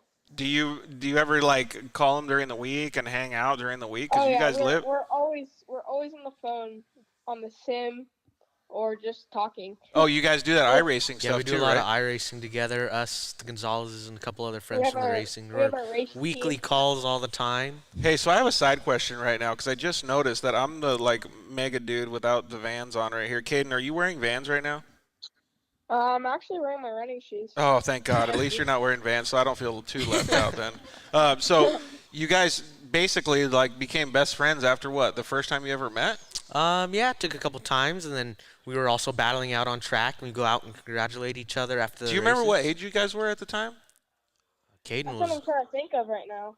What? Caden's 13 right now. How old are you, Kaden? 13. 13. So we must have been. He would have been 9, and I was 10. Oh, okay. So you're 14 Yeah. now? 14. Okay. So, man, you guys have known each other for a little while then. Yeah. Yeah. That's pretty cool. Do you remember when you met some of your friends, Maddie? You know, I was just thinking about the first time I met Ethan, and it was actually at the Lake Elsinore Grand Prix. Yeah, and I remember that was my first short course race ever, and I was so scared. And Ethan's like, "You'll be fine. It's not even that hard." I'm like, "I'm gonna get lost. I have no one telling me where to go." He's like, "You're good." There's no GPS. Yeah. What are we gonna do? He's What like, the "They heck am I marked the supposed to do?" course. Yeah. Fun fact, I've never raced that race. Oh, that's a fun LA one. Grand Prix is really fun. Yeah. I heard Yeah, it's I've really never- cool. I've never done it, but my grandpa does it on a dirt bike. Dude, that's awesome. intense. That's the That's one cool. race he ever races, and he does it every year, but it got canceled this year, so he's really bummed. How old is your grandpa? I I can't really remember off the top of my head right now. Well, But okay, I guess he it doesn't raced really the matter. I was asking that question because my reply is going to be no matter what. Now I feel like a squid because I'm not doing it, and his grandpa is. So that's pretty cool that he's doing that, Kaden. I think you need to step up your game and ask your grandpa for some tips and go out there and rip. Yeah. I'd rather race golf carts. Oh, Golf carts were golf carts good are where it's stuff. at. It sounds like you guys are going to have a new, submit a request to the works people and have like a intermission golf cart race. Yeah, and like be between like the two pro races and be like a little exhibition race. Yeah, exactly. The 3-seater versus the four, the 3-wheeler versus the 4-wheeler. That would be cool to Yeah. watch. That would be. I don't even think we need our own class. We just need to enter in the 450 quad race and we'll die. The 450 quad. Whoa, No, we dude. race Pro Turbo. We'll race Pro Turbo. That's intense. Hey, Kaden, so do you remember the first time that you met Ethan, like what you thought? Oh, I thought he was a great kid, and I just loved hanging out with him. Like, even before and after the races, we always hung out and stuff. Cause whenever, like, at the time I met him, we maybe had like 10 kids, like that would race with us. Like that's on a good day. So like, there's always like it would be him. I know Dallas had a black car that we would all battle with. I think it was like at one point it was just me, Casey, Dallas, and I think someone else, and we would just battle out on the track. And I remember like whenever Ethan joined in, we were just hanging. We all had our group, and now we're here now, still hanging out since we've all started. The main question is here: who got first most of the times? I think probably Dallas. He get the whole shot, smoke everyone on the whole shot. He But blow a then next motor about corner- 2 corners in, and then Casey would kind of pull ahead, and then Casey would a lot of the times win the race. Oh, I don't really? think I was racing that class. Though. I was racing the stock. They're in the Yeah, modified motor class. I raced the stock. I actually have a picture. I'll try sending it to you guys. It was me in the whole shot, but it was Ethan. You could see like Dallas back in there. Like it was like a cool photo, and it's just like all of us in our 170s at Lake Elsinore, just on the rails, just all banging doors. It's a really cool photo. That's super cool. Now those are the photos like that photo and the golf cart instances are those things that you'll remember for the rest of your life, always. Do you have photos like that, Maddie, too, with some of your friends, Oh, yeah. like battling? Oh, totally. That's super cool. Yeah, I think that's part of the whole camaraderie thing, right? Because when I asked like who won, it's not like you guys were super competitive about it. You were proud of your friends for winning. Yeah. That's awesome. Yeah. That's really cool. Because there's not a lot of sports that it's like that. Like when people don't win, they get mad usually, right? But you guys They are get all mad. helping each other. Take off. Yeah. We all, at the end of the race, no matter if we're still in our helmet or not, we all walk up to each other, give each other high fives and stuff. Yeah, that's super cool. So if you don't get on the podium, you'll go congratulate your fellow racers on the podium? Yeah, if we're not on the podium, we're watching them on the podium saying congrats and stuff. So I have a funny story about that. In dirt bike racing, it's a little bit more competitive. So like you'd get mad, right, if you didn't win, or even if you get second, like it's not good enough. So it was really competitive. And then when I realized, like after I got hurt and I got invited to the X Games, I realized how important it was to always support your fellow racers. And off-roading always has that, right? Like it's almost one of the only sports or genres of racing that has that. Like even in go-karts, it's not like that, right? But when I did the X Games, I made it a point to myself, no matter what I was going to do, I was only going to get a certain opportunity to be able to do that. Like X Games is really cool, and it's not going to last forever, right? So I was like, okay, I'm going to make sure that I make the most of it. And I went out there, and I was totally sleeping on the start. Like I had a worst hole shot ever. And I started out 8th, and I passed up to 2nd place. And I was like, okay, the leader's too far gone. I'm never going to catch him.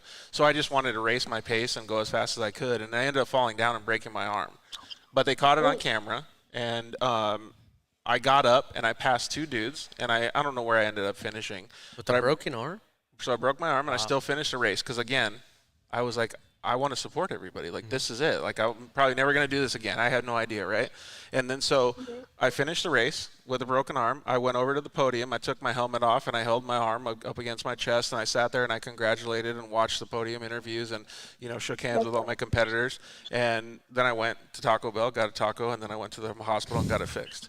But the point is, Nothing less. but the point is that I didn't expect them to do that for me. I just wanted to do it for them because I had learned so much from what off-road taught us. Yeah, everyone's very close in off-road racing. It's really, really cool. I do have a question about whenever you broke your arm. Yeah. Whenever you got that taco, did your pain go away? That's a really good question. Just in the moment, right? In the moment, and then once the taco's gone, nope. I did add like 6 more pounds of hot sauce on it, and it helped. It helped, but unfortunately it was broken pretty bad, so I had to get that thing fixed up. The only thing that helped was when I got to the hospital and got some pain medicine. But it was an eye-opening experience, right? And those things are happening right before your guys' eyes right now. Like those happen almost every weekend for you guys. Like it's really cool to see. And I mean, like, do you guys notice it, or do you guys just have a good time? I think it's kind of just second nature by now. It's just good sportsmanship. There's a lot of people in the sport that have really good sportsmanship, and I think we kind of just naturally do it and congratulate each other no matter how good or how bad we did. We could have gotten last place, but we'll go up and congratulate the dude that beat us, as mad as we may be that, oh man, I really wish that was me right now. It's still just, it always feels right to go up and just congratulate him. And the same type of thing with you, Maddie? Yeah, it's just so natural just to go congratulate everyone after a race. I mean, in desert racing, we don't finish back-to-back like how short course is. Right. But, I mean, when we're at the finish line waiting to, get the speech, I mean, we're all out of the cars asking each other how the race was and congratulating each other, trying to figure out Dude, who placed could where. you see through that dust, or did you hit that same rock? Exactly. Like, Did you hit that big old hole? Yeah. Did you almost roll there too? So those are the things that I always talk about, and I have so much of a good time talking about this stuff on the Dirt Life show because you guys may not notice it now, and your parents might even tell you all the time, and I know nobody listens to their parents, right? But they are all life lessons that you're living right now. It is so cool to hear these stories. Me being the old guy in the room, like I know that these stories are going to be so meaningful and so good for you guys in the latter stages of your life because you're going to be able to associate with people better. You're going to be able to have better communication. Like the whole thing changes for the rest of your life because you're learning such good traits living your dirt lives. Yeah, I know my dad and my mom say it all the time. Even if you don't end up going pro and you don't do this for the rest of your life, you're always going to have something to take away from this, and you're always going to be a better person because of the way it shaped you. Yeah, exactly. So, Kaden, we had Casey come on earlier, and we asked him about Extreme E. Have you ever seen any of the Extreme E racing? Yeah, I actually was looking at their Instagram today, and I was just looking at like all the crazy things, like the battles side by side. All the girls were really, really good at it. Yeah, it looks pretty intense, right? Yeah, all the girls were like battling it out and stuff. It was like really cool to see how like those cars, how they form and stuff. And it's like crazy to see. It's like fun. And it's not like a good thing, but it's fun to watch. Dude, they look like they're supercharged. They're so dang fast, man. And they have so much torque. It's crazy hearing them too. Yeah, I know. Like they sound like RC cars because I'm like, dang. They are pretty big RC cars. They are pretty badass. But so the reason that I was asking if you saw them, Kaden, was because they said that they would like, to elevate their careers and go further in off-road racing. Are you the same way? Yeah. If I had the opportunity to do Extreme E, I would definitely do it. Yeah. Just because it's an experience to have, and you just got that opportunity. It's a good feeling because you got somewhere to be able to get in a car like that. Yeah, absolutely. You've been working your hardest to get where you were in that car. Because a lot of these kids that are adults that are racing now that didn't get that opportunity, it's like an achievement for you. Because knowing that, like, out of so many people, you got chosen because you're a good driver to drive one of these off-road cars. Yeah, it would make you feel pretty special, wouldn't it? Yeah, you're one of the picked out of thousands of off-road racers, and you're one of the 20 that got picked to do this cool series. All right, so I'm going to ask the same question to all of you guys. We'll let Kaden start first, though. So if you ever got the opportunity to do that, or actually, you know what? Let's backtrack it a little bit. What would you do right now to get that opportunity in 10 years? As racing-wise? Yeah, where do you put yourself right now? What kind of mindset do you put yourself in? Let's let Kaden answer first, and then we'll go to you, Ethan and Maddie. Pretty much what I would do is I do this right now. I set myself goals, and I start off with very low goals, like achieving a podium at works, and I just keep on getting those goals higher. And the more I complete those goals, I know I'm starting to progress in my racing, and like I know like if I feel that I'm doing good, like I'm like getting up there, I know I gotta keep on pushing to get more, because then I'll eventually get that opportunity. So Yeah.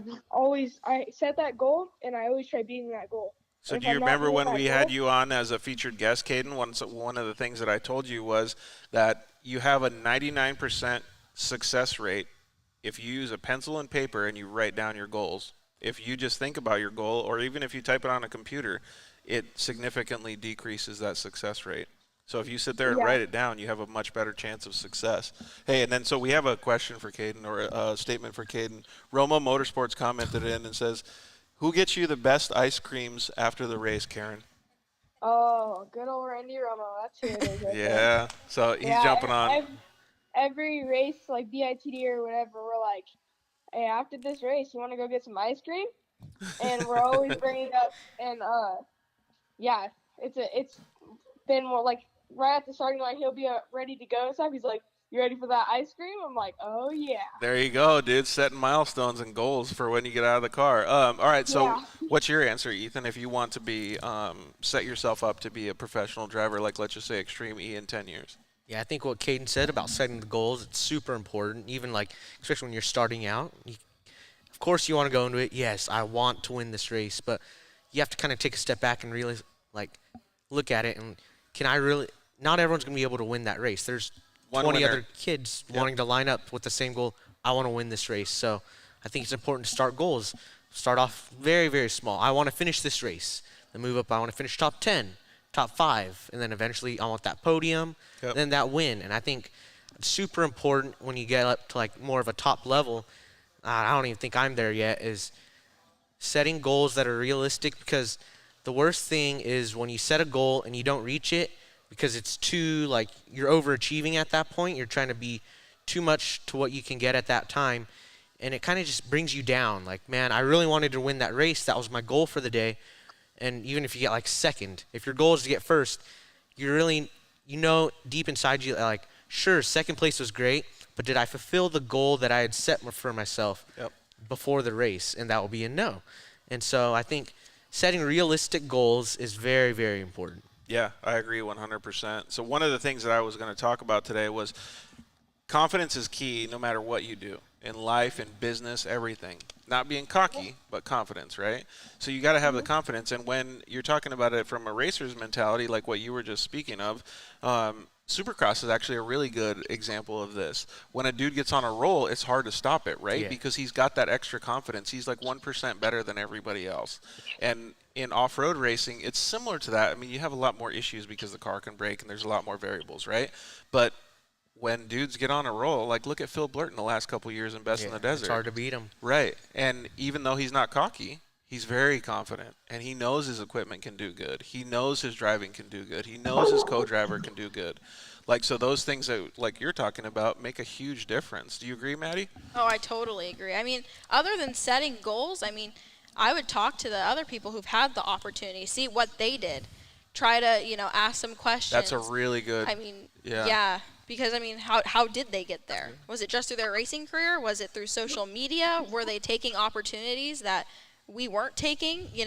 A whole bunch of, other things outside of just reaching your own When you goals. ask other racers those questions, are they usually open or are they usually kind of held back when they answer? Yeah, no, most of them are, always willing to help. That's super cool. And with you as well, Ethan? Yeah, it's always, off-road community is very open to each other, always willing to lend a hand, give a piece of advice, and that's what I really like about this sport. What about if you have a secret line at the next Works Taft race? Are you gonna let Kaden know? We keep those, and we tell them after the race. Yeah. Kaden, did you take that secret line that I was taking the whole moto? You know that line where I made up 20 seconds in that one corner? Oh, shoot, I forgot to tell you about it. Sorry about that. Let's go get ice cream. Yeah, hold on. Let's get ice cream. Forget about it. That's what's cool about practice. I always wait for Ethan to get ahead of me so I go. There's a reason I try to go like the very last person. The secrets come out. We're always waiting, and then he's like looking at me, telling me to go. I'm like, Yeah, I'm like, hey, just go. I'm gonna go behind you. Get out of here, fool. Get out of here. Let me run my race. and then I'll go, and I'll pull to the side, and then he passes me. I'm like, all right, gotta go. Hey, Kaden, so we're going to let you go, but before we let you go, do you have any funny stories other than the golf cart ones that we talked about on Thursday and that Casey brought up? Funny stories. Like, how about a story that wasn't at the track? Like, maybe it was you guys doing something around Southern California or on a trip or something. One of my favorite things that we've done was we pre-ran the U2 World Championship. That was a lot of fun. We did the short course thing. What cars did you do it in? Golf carts? No, I wish. No, we did the golf carts would have been too fast. We did Had it too in a much track. travel for the track.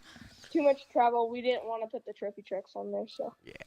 Dude, I pre-ran that course in a Razor 800 with my dad. It was like torture. Oh yeah, that my track was so God. narrow. The big desert loop was pretty narrow. Woo-wee. Yeah, that was harder than the race. Yeah. So what? Sorry to interrupt you, Kaden. What was your story then at the UTV Worlds? It was fun because we were setting ourselves like mental markers. We would get like duct tape and then put it on a bush, and we know like there's a corner ahead because the dust was insane there. Like like with how many cars on how small of a track, it's like kind of confusing why they did so many cars in that small of a track. So we set ourselves mental markers, and we all had the same markers. And with those markers, we ended up doing really good. So that's one of my favorite memories because we were out there with the Pro XP, and we kept on running laps and laps and laps. And at first we couldn't find the track at all, but then we like did our math and stuff, and we figured out where the track was, and we kept on running it and running it and running, and that really gave us an advantage in the race. That does sound like a huge advantage. Yeah. Yeah, and Ethan ended up winning the 570 race. I got third in the 570 race. Dallas won the Youth 1000 race, and then I got third in the Youth 1000 race. Dude, here, I'm going to give Ethan a high five and pretend like I'll give you an air high five right now, Kaden. That's awesome. Yeah, and we just felt really accomplished of those mental markers that we took. And the time and dedication we took into it. So that was like honestly, I'm kind of pissed that you guys didn't help me get those mental markers because I got so lost. I was lost for 10 minutes. I got lost. I did the big desert race, and I got lost, and probably could have done a little bit better if we hadn't got lost. Yeah, I didn't do the desert loop, so I wasn't sure how it was. I heard it was really rough, but. Yeah, did you do that race, Maddie? No, I did not. Oh, you didn't? Not this year. I didn't do UTV Worlds this year. Okay, so mental note: if we do it again this year, we got to hang out with these kids. Yeah, we're gonna be in mental the. notes. We're gonna bring a 4-seater, and we're gonna be in the back. Oh yeah.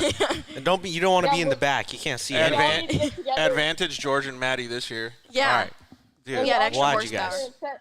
We all need to get together and set mental notes, and let's try getting all of us to the podium. Forget the mental notes. I had a good time the night before. We were like went to McDonald's at like 11 o'clock at night. We were in the pool all night, riding pit bikes up and down the street. Dude, you guys like to party. That was a good time. That does sound like a fantastic time. Matt's back there smiling too. Yeah, I was up to like 3 a.m. after. Yeah, we were watching movies, going to bed. The worst was Casey. We all stayed up till like 2 in the morning. Casey had to leave at 6. Oh, to go race? No, to go do the pre-run. They wanted to pre-run a little bit earlier, so he got like 0 sleep that night. That sounds super cool, though. That means that you guys supported each other the whole way through, right? Yeah, we were there for each other, helping each other out, especially when we got lost on the pre-run. Hey, we should have gotten right there. No, we should have gone left. Dude, it makes it so much better when you get lost pre-running instead of lost in the race. Yeah. I'd much rather get lost 10 times during pre-running than I would during the race. We ended up in the middle of a wash. In a golf cart? No, we've gotten stuck in the middle of a wash in a golf cart, too. But not that time. I feel so bad for Sarah's golf cart. I know, that poor thing. That thing's still running strong. Like, we put that thing through so much, and it still runs brand new. It just looks a little beat up. Oh, so Maddie needs a Starbucks sponsor, and you need an EasyGo sponsor? Yes. Yep. Here we go. All right, so we've got our goals. Are you just talking about goals, right? So now you've got your short-term milestone goals, getting a golf cart sponsor, then a Starbucks sponsor, and then a Starbucks Extreme E sponsor. Man, I'd say those are good goals. It's already Those are pretty planned good out. goals. Yeah. Good Yeah. goals. They're all achievable. Achievable. Yeah, Kaden, what's up? What do you think of a golf cart Polaris Racer team? That sounds good to me. There you go. And they make a full class for it at Works or like BITD, and we run like the 2-mile loop that they have for the 170s at Best in the Desert, and we run it in the golf carts. We run like 20-minute lap times. You guys are going to have to start planning your execution for this because I don't know if Brett Carpenter is going to go for it. I don't know if Brett's going to hop on board with that one. He might opt for like more of a Polaris branded thing. Or we have Polaris make a golf cart. A 570 there we motor go. and a golf cart. 570 motor and a golf cart. Hey, so both of you guys are going to go to Works Taft this coming weekend, huh? Yeah, this weekend. Isn't that the one with the massive step-up The jump? step up, yeah. Are you guys both in cars that can clear that? Yeah, we cleared it last year. I cleared it last year. Did you? How is that jump? Scary. It looks so sick, though. It's honestly not too bad. It's just you're up in the air for a little bit while. This is going to be the first year I'm able to clear it because I was in the 570 and I barely made it to the top. So this year I'm going to be able to clear it. And our 5's little 70s. Is it? Are you just wooded the whole time to get over it? Yeah, you have to be. Really? You can't lift. It's like probably It's a couple flat corner. couple hundred yards like before it. Yeah. And you got to use every single ounce you can, every single throttle. How long is the jump? Do you know? How big I think is someone it? said it's just, I don't know. I think someone said it's 100 feet. Have you seen it, Maddie? No. No, it's massive. we got to show you some pictures. Yeah, I it's need to see it's a good pictures of step. this. It's a It's good, flat decent size. corner. It's a flat corner over a roller hill thing. And But that little roller gives you speed to start going down, Yeah. like for the run. Yeah. That's about our only piece of help on that. Yeah, that's about it. So you guys got to send me some videos or something because I'm going to be missing the Works Taft race because I'm going to go out to the gas short course race and cover that this that'll be weekend. cool. So that'll be pretty fun. But I still want to see how you guys do this weekend. So all right. So speaking of pictures, I don't know if you can see it, Kaden, if you're still watching Facebook, but there's a picture that we're going to pull up on screen right now that I want to have Ethan give us an explanation for. It looks like I got a good explanation. it looks for like this it's popping up in a Razor 570, like real big, like just straight up in the air. That picture's that's a good picture right there. So it's 2019 UTV World Championships. It was the last year that it's been in Laughlin, and I got the whole shot off the first line of the 570s from all the way outside, and then we come in. It was about 5 corners in, and we come in this section, and the whoops didn't look bad, but I didn't know that I was dug 2 foot deep, like 2 feet deep. So we come into it fully pinned, thinking I could just blitz some whoops at Glen Helen is what they kind of looked like from my view. Boom, and it launched us. It was gnarly. So you know what this picture reminds me of is when somebody's golfing and all they get is dirt, they just go underneath the ball and it's just dirt, and the ball just falls back down on the ground right in front of them. That's what it looks like because you're just skid plate all just straight to the ground. Oh yeah, boom. All I remember is I couldn't see a thing because my helmet, and I have it super tight, bounced down and straight back up, and I couldn't see where I was going, so I just kept it pinned. And did it knock you silly, or were you good? No, I was good. Right after that race. Yeah, there were 4 people behind me. You can kind of see them in the background of the picture there. And a couple of them ended up flipping. It was a horrible section. Was that on the infield? It was infield. I remember seeing dudes just getting all wacky crazy. Yeah, it was bad. It was hilarious watching It was fun the to kids watch, race. just Oh not my being God. in the car. Kind Look at her laughing at you getting all hurt. Because we were all sitting there watching it, and just watching the kids go bing, bing, bing, bing. I was like, ooh. So you saved it? Yeah, I saved it. Yeah. Thank goodness. It's kind of cool because we perfectly downsided in another whoop, and we hit another jump. Oh, so jumping through the whoops. I was jumping through the whoops like it was Supercross. Yeah, there you go. I just didn't take it that Supercross fast in a the next lap. 570. Who knows? Yeah. They changed the course right after our race just because it was so bad for us. I know. They threw the 570s out there like, hey, let's go let the cars that have the least suspension and the least power out of all the big cars. I remember walking hit the over jump. there going, God, these kids are going to kill themselves. This is insane. And they didn't even let up. No, they I just didn't let kept up. on going. I had the whole shot. I was like, oh, let's go. Why are we? Well, no checking up now. I remember one girl, she was just fully wooded the whole time, just bouncing through the whole thing, and she started, skimming over the top of them, she was getting it, and then all of a sudden her front dived down, and she just tipped over. I was like, man, she was doing so good. So, well, that's a pretty crazy story. Have you had any other crazy stories that you have gotten any wrecks or, battled with Kaden? No. Battling with Kaden. Do you remember There was any one Kaden? race, I can't remember what track it was, but we were neck and neck on time. Yeah, the GBC series. It was pretty cool. Poor Kaden, he lost his brakes in practice, and we were both in XP 1000s. He lost his brakes, and it was bad for him. It was because we were on Glen Helen, so it's high speeds. Yeah. He would come in the corner with no brakes. I felt so bad for him. I lost my brakes and I ended up hitting someone, and my steering wheel turned and I sprained my wrist really bad. Oh, crap. My wrist got stuck inside the steering wheel because I had no brakes and I was just sliding and the car was just going really slow, and I couldn't do anything about it, and my wrist just got caught, and it was like the worst pain ever. He's still able to drive iRacing that night though, so we were good. Yeah. He's able to hop on the sim. So way to over-exaggerate, Caden. Yeah, come on, Kaden. It wasn't that bad. He's like, I lost my arm. Hey, all right. So if you were talking about sims and stuff like that, everybody here already knows that Maddie is the best driver when it comes to driving a vehicle on the streets. She's a fantastic driver. Oh, Totally good. She can back up awesome. Like everything I can is parallel just everything is fine. fantastic. Is that true? Is that true, you guys? No. No? I'm Okay, I the didn't worst think so driver either. on the road. I may or may I'm a not little be telling you. confused at Yeah. first. So, but yeah, I just wanted to make sure that everybody knows that Maddie's a fantastic driver on the road. Awesome. But my question is, have you, Ethan or Kaden, ever got to drive anything other than a golf cart or a Razor? I mean, and not quads and stuff like. I have to do go-karts. Go-karts. Shifter carts. Yeah. So does that mean you guys are looking forward to getting your driver's license and having Maddie teach you how to drive? I'll teach. Yeah, I'll host a gosh. class on how Oh, to parallel sure. park, how to back How into to parallel spots. park without hitting any cars. I think the golf didn't say cart that. taught me. Yeah. I think the golf cart taught me good enough. Yeah, the golf cart's fine. We've driven it on the road a couple times. We'll be fine. But are you guys really, are you seriously looking forward to getting like your Yeah. driver's license and stuff? Can't wait. I'm I'm only definitely a year away from my permit. You So stoked? I'm excited. Count down the days. Are you already asking mom and dad for a car? No.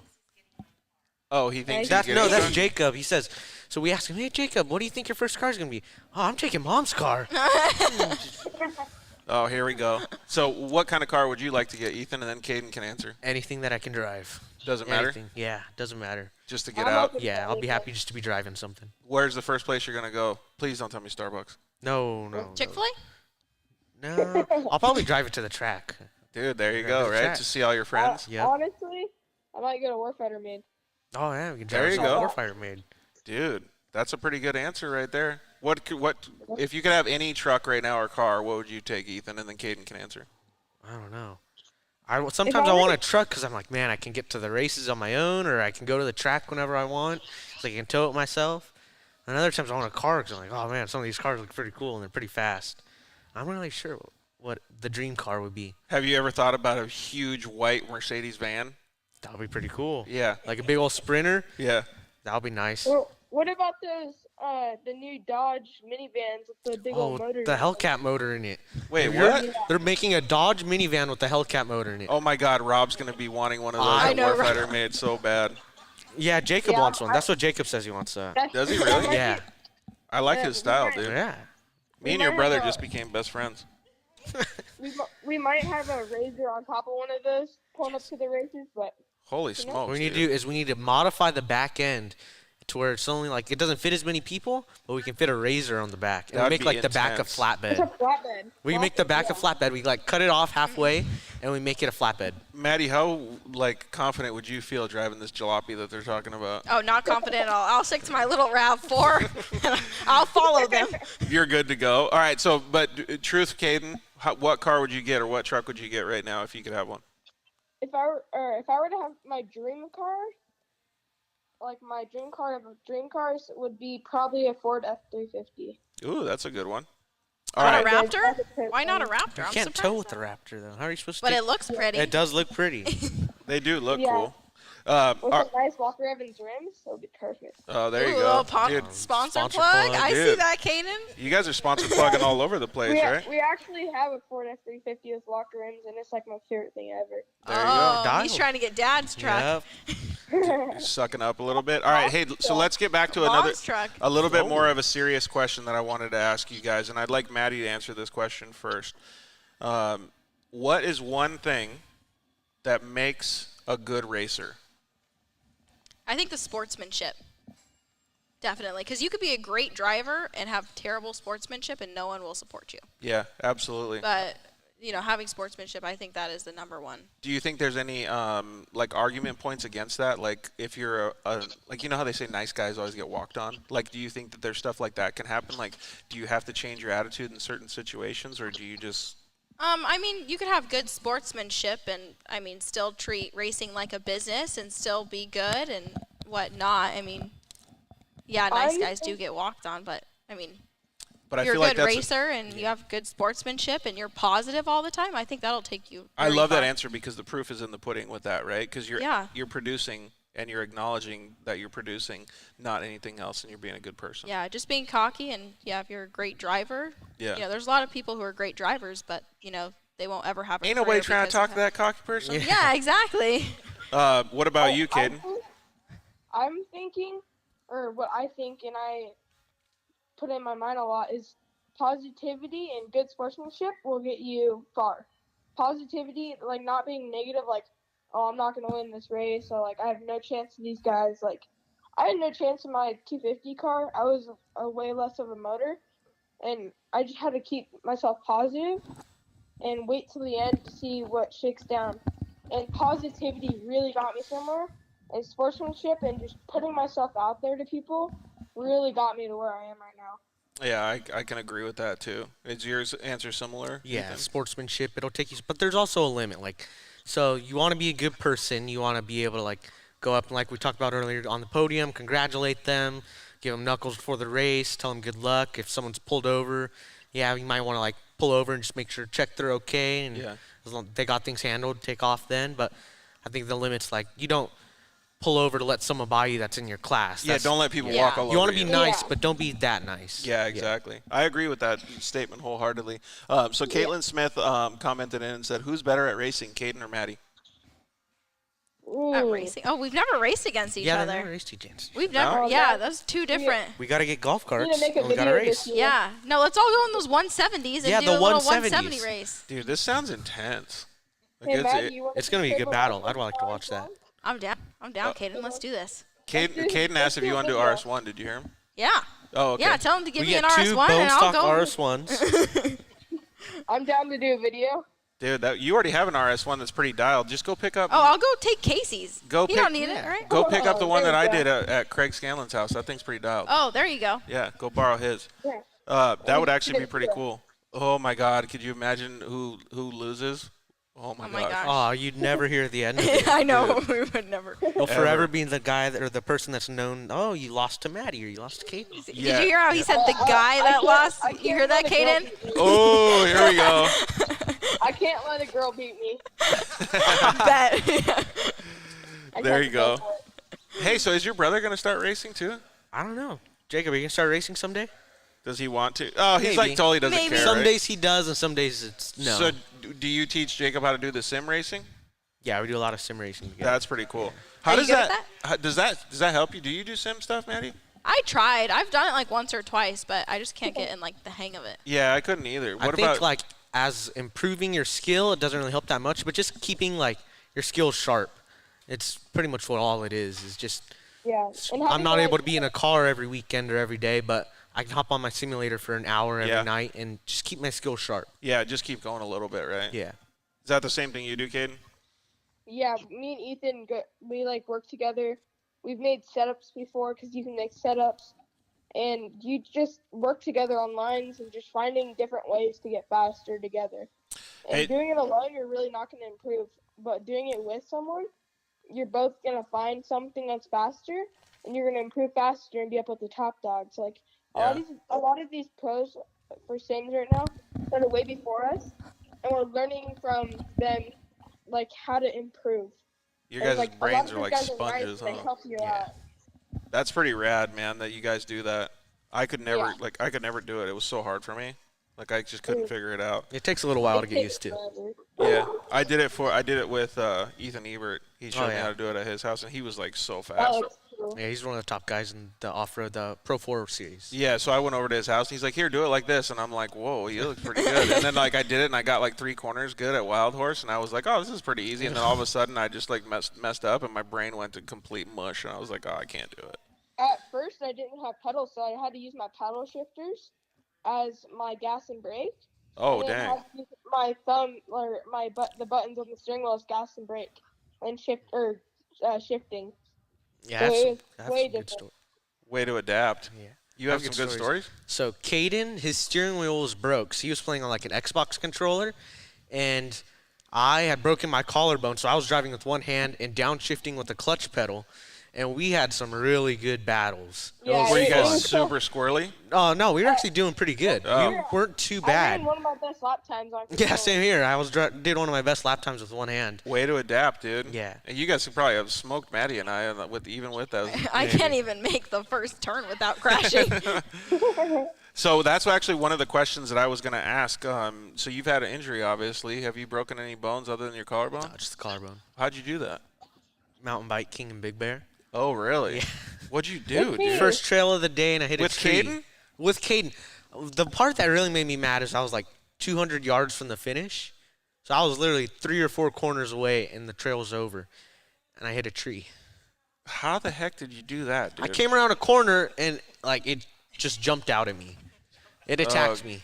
I wish people that are listening to it on Jumped iTunes out or and something. bit me. Yeah, it jumped should out and bit me. You should definitely go back and check out the video version of it and watch Maddie's face while she's listening to this story because it's pretty amazing. Yeah, I actually put a sign there and it said "Rip Ethan." And Yeah, funny, so I would get all these DMs. Did Ethan die? Really? That's what R.I.P. Ethan, and I stapled it on the tree. The next That's day. hilarious. I told them because they went back What a like a month friend. later, and I said, "Hey, you guys, on the same tree, you got to put like a sign that says R.I.P. Ethan's arm." And they said, "Oh, we can't fit arm," so they just put R.I.P. Ethan. I'm like, "You guys made it look like I died. I'm still alive." I got There's so many flowers and DMs teddy out bears there. I know. They put a little cross and flowers and teddy bears. man. Wreaths. Pictures of you. Yeah. Everybody sees you at the races giving you hugs. I know. Oh my gosh, I'm so proud of you. You survived. Thank and goodness. someone took it down. Oh, who took it down? That person. I really am thankful that they took it down. Yeah, so am I. So, all right, Kaden. So, one thing that I wanted to ask before we let you go is, how crucial is it to have a supportive family when you're trying to reach your goals as a racer? And I want to ask you, and obviously Ethan and Maddie, the same question. So you go first, bud. So it's like helps me out so much because my mom takes me to go training and all these different places just for me to improve. She spends all this money, and I tell myself every time I cannot waste her money on not improving. So I always try my hardest to improve. She always makes me improve, and if I didn't have her help to this day, she still helps me. If I didn't have her, I would not be able to be where I am right now. Yeah, absolutely. It would be really hard to be in the top box, and having her and her taking me training and taking me other places to be a good person, wouldn't be close to where I am right now. So I know you pretty good. I've known you for a few years. I don't know Ethan and Maddie quite as well as I do you, but one thing that I've noticed in the past probably 6 months or so is that you're actually starting to step up and take a little bit more of the reins yourself, and you're doing a fantastic job, man. So keep it going. Thank you. So, all right, well, since you answered that question, we're going to let you go, and we're going to have you listen in and listen to Ethan and Maddie's answers. All right, bud?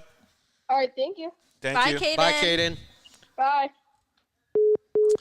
What about you? You guys think the same as having yeah. support mechanisms? Parents are a huge part, and just family in general, they're a huge part. They're there to support you. They'll be there in the pits, and without my parents, I wouldn't even be in this sport. I wouldn't have been introduced to motorsports, and I can't do it without them. They put so much time and money into my program, and I'll forever be thankful for the opportunities they've given me. And then especially my dad, my mom, she's there cooking, and she'll 2 days before, so she'll probably start tonight actually. For the race this weekend, she'll start prepping the RV. What do you think she's going to cook, dude? A lot of chicken and rice. Nice. Super simple race day. That's race day food, though. Race day food. I can't have anything more than that. It just upsets my stomach and get too nervous. And then my dad, he's down in the shop every night for countless hours. And your brother from making you grind. Yeah, he keeps me positive. Yeah. And Maddie, the same kind of goes for you as well. Oh, yes. Without my family there, I mean, obviously I wouldn't be where I am today. I mean, I can't wait. Like, whenever we pull into a pit, like, I just can't wait to look at them, and then I have that validation, and I know they're proud of me, and then I just keep on going. Exactly. Yeah, it gets you through the race for so sure. the one thing that I wanted to, go on beyond that is, because you guys are learning at a young age all these values and all of these certain ways to act and present yourself and all the good things to make a good human being, right? How does that change as you look at it from a business perspective, or for wanting to get sponsored by Starbucks? If you're seriously going for something like that, do you understand the things that are going on around you and how much that benefits in sponsor searches? Yeah, definitely. Yeah.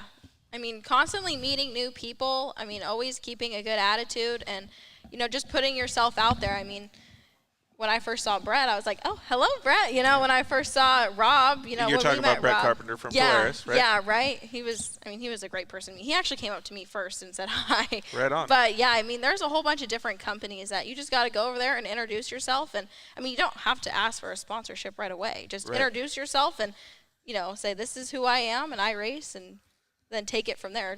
You don't have to get a sponsorship right away. Right. I think it's super important the first time you meet them, you want to give them a good impression, because sure, you may not get sponsored that day, but if you walk up to them, you shake their hand, you give them a good handshake, you look them in the eyes and you talk to them, like you just give them a nice conversation, and like you just be a good person, they'll always remember you for that. And you may not get sponsored, you may not get sponsored by them ever, but it's just they're always there. They'll always remember, oh, yeah, I remember you. You were that person that was super nice to me 5 years ago at this race. And you'll always have that memory. And they'll always be there to support you. 100%. And so the reason I ask those questions is because you're learning all these things with your family and the support mechanisms and things like that, right? Well, when you think about a sponsor, you don't have to think about what they can give to you. They can give tires. They can give wheels, all of these different things, right? But every single one of those people that you talk to has a family, has a parent, has a child, all of these different things, right? So maybe instead of a sponsor giving you something, the way to approach Starbucks is when you figure out the CEO's name, is send them a bag of chips. Send them what can I give you? Yeah. Kind of a deal. What can we do for you? Send them a cheese and salami basket. You know what I mean? Because those things will last forever, even if you don't get the sponsorship like you mentioned, right? Because all of those people, just because their job doesn't mean that they're insensitive or they don't have a family, right? So it makes a big difference, and I'm glad that you guys understand that at such a young age, because it means that when you do have that opportunity to drive Extreme E in 10 years, that you'll have a really successful career. But you got to think, too, like, who do they want representing their brand? I mean, Ethan with his new Monster sponsorship is awesome. Congratulations, by the way. Yeah, which is huge. Nice job. Thank you. I mean, but you got to think he holds himself to very high standards. You never hear one thing bad about him. It's always positive and good, and that's who they want representing their brand. Dude, 100%. Well, I think you guys are doing a fantastic job. We got to, the 4 Wheel Parts store closes at 6, so we're already an hour behind their closing. So they've been awesome to us supporting the show. Thank you very much to everybody over here, and Corey, Simone, for setting this stuff up. So we're going to kind of wind things down now. So I would like to hear what your plans are for 2021.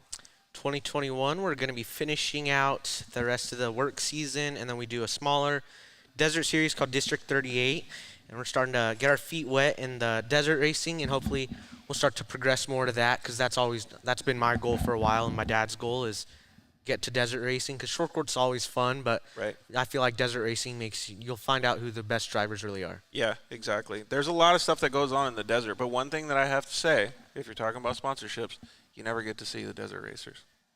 So the media is really, really horrible for desert racing. I always like to do the desert stuff because it's so much more adventurous, and there's so many more things that can happen, right? But when you look at it at the end of the day, you can't see you. You can only see you for 3 seconds. So if you do get the Extreme E deal, you can see you the whole time because they have fantastic coverage, right? They have helicopters following you and in-car. So you got to give back to your sponsors, right? Yep. That's awesome that you have those plans for 2021. So I really appreciate you guys coming in. Are you ready for – have you ever seen the show before? Have you ever watched it? No, I've watched just bits and clips. All right, so at the end of every show, we have a rapid-fire Q&A. Okay. Maddie's already done this, and it's not like the third grader ones, but we're gonna let much easier. That's easier. Okay, yeah, good. We're gonna let Maddie go and ask the first question, and then I'm gonna ask the second question. So let's do the rapid fire Q&A. Maddie, what's the? Actually, I'll ask the first question. Dunes or the river? Dunes. You're going dunes? Yeah, I'm not a water guy. Not a big water guy. All right, Maddie. Amen, sisters, same here. 3-wheeler or a quad? Quad. I quad. don't have the balance for 3-wheeler. No? No. I feel like you could just be like that dude that's hanging off the side, getting all nasty. I'll be the dude that wrecks it trying to do that. Actually, you're already the dude that hangs off the side in the golf cart. So. Yeah, that's all. I got that covered on 4 wheels. Do you watch Supercross at all? Yes. All right, so Cinderella or Osborne? I don't know. Cinderella, I really like him, but it's hard to get Osborne because you just had that outdoor championship. That's It's pretty big. So who's your favorite rider? Out of all the riders? Yeah, if you're just picking somebody to win on Saturday. I don't know. I just like Tomac. He's got raw speed. All out raw speed. All out raw speed. Who's your favorite rider, Maddie? Do you even watch Supercross? I don't watch Supercross all that much. It used to be Ryan Dungey, though. That used to be my man. Was good. You're a Dungey fan? Precision. Yeah, then he left, so. It's fine. I'm not crying. You're retired. Okay, continue. What's the next question? Little Smokies or pizza rolls? What's Little Smokies? They're those, explain it, please, because your mom, oh, my God. Seriously. I still, they weren't Little Smokies, but they were like those sausages or meatballs that she made. Yeah, they're like little tiny, sausages. Well, then I'll probably have to go with With pizza sliders because I've never had Little We Smokies. say this every time somebody answers that, it just burns the crap out of the top of your mouth, though, dude. It does. It does. There's no way around it. You got to let it cool, but You then once do. you let it cool, it's too cold and doesn't taste Yeah, and as it's all good. crusty, Yeah. Well, but they're only closed on the edges, so you just got to kind of pop it Yeah, up you a gotta little pinch bit. it a little Yeah, bit. you got to pinch it a little bit. Have you ever done the and you let breathe hot through air and all the out. steam comes out? No, I haven't done that. All right, so coffee or iced tea? Neither. I don't really drink. Neither. That wasn't an answer. Coffee or tea? Iced tea then. Yeah. Yeah, exactly. Well, sponsor. You're supposed to say Monster. Monster, yeah. Yeah. Monster Energy. 100%. All right. If you could have one superpower, what would it be? Oh, you missed the next one. Favorite soda? Probably cherry Pepsi. Dang, you're going. I've never heard that one. That one's awesome, though. Cherry Pepsi? Yeah. I keep telling people everybody keeps forgetting Cactus Cooler. Nobody. Cactus Cooler is good. I used Yeah. to love that one. Everybody's when I was a kid. throwing Cactus Cooler to the side like it's the ugly friend or something. Come on, man. Cactus Cooler is the best. Okay, go ahead, Maddie. Okay, if you could have one superpower, what would it be? That's intense. That's intense. That's a pretty serious question. What would your superpower be, Maddie? Invisible. You know how many places you could get in for free? That's true. Invisible. I could get save so into much money. Movie theaters. Think how easy it'd be to sneak into a movie theater. Have you I ever could seen make that my own movie Starbucks. Jumper? Right? What? Have you ever seen that movie Jumper where he can teleport to wherever he wants? Yeah, that's kind of the same thing, but it's not invisible. You can just go wherever you want. So right now after this, you could just go to Italy if you wanted. That's pretty cool. That's Yeah. really cool. But then you can't get things for free in Italy. That's you still have true. to spend money. So you still have to walk. Yeah, but you can jump from one room to the next, so you don't have to be invisible. You could just pop into wherever you want. pop into the But don't be kitchen, grab a food, Yeah. pop back into Okay. my hotel room. Yeah. Yeah, and you're done. All right. Okay. But what is your superpower? one? Probably invisibility then. I You're could going invisible? movie theaters. I could go wherever I Disneyland? want. Disneyland for free. I mean, that is a good superpower. Right? Uggs or Crocs?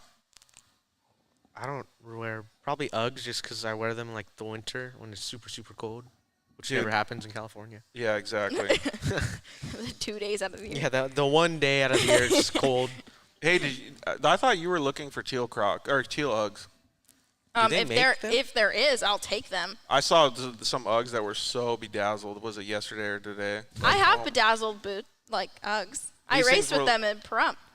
You're allowed to race with those? Probably not. Is that but legal? They I don't know. don't know until I didn't now. hear It's anybody fine. They don't anything have about to know. this. Yeah, I can did we not edit hear. this part Racing out? with Uggs? I never heard of that. I don't know who did that.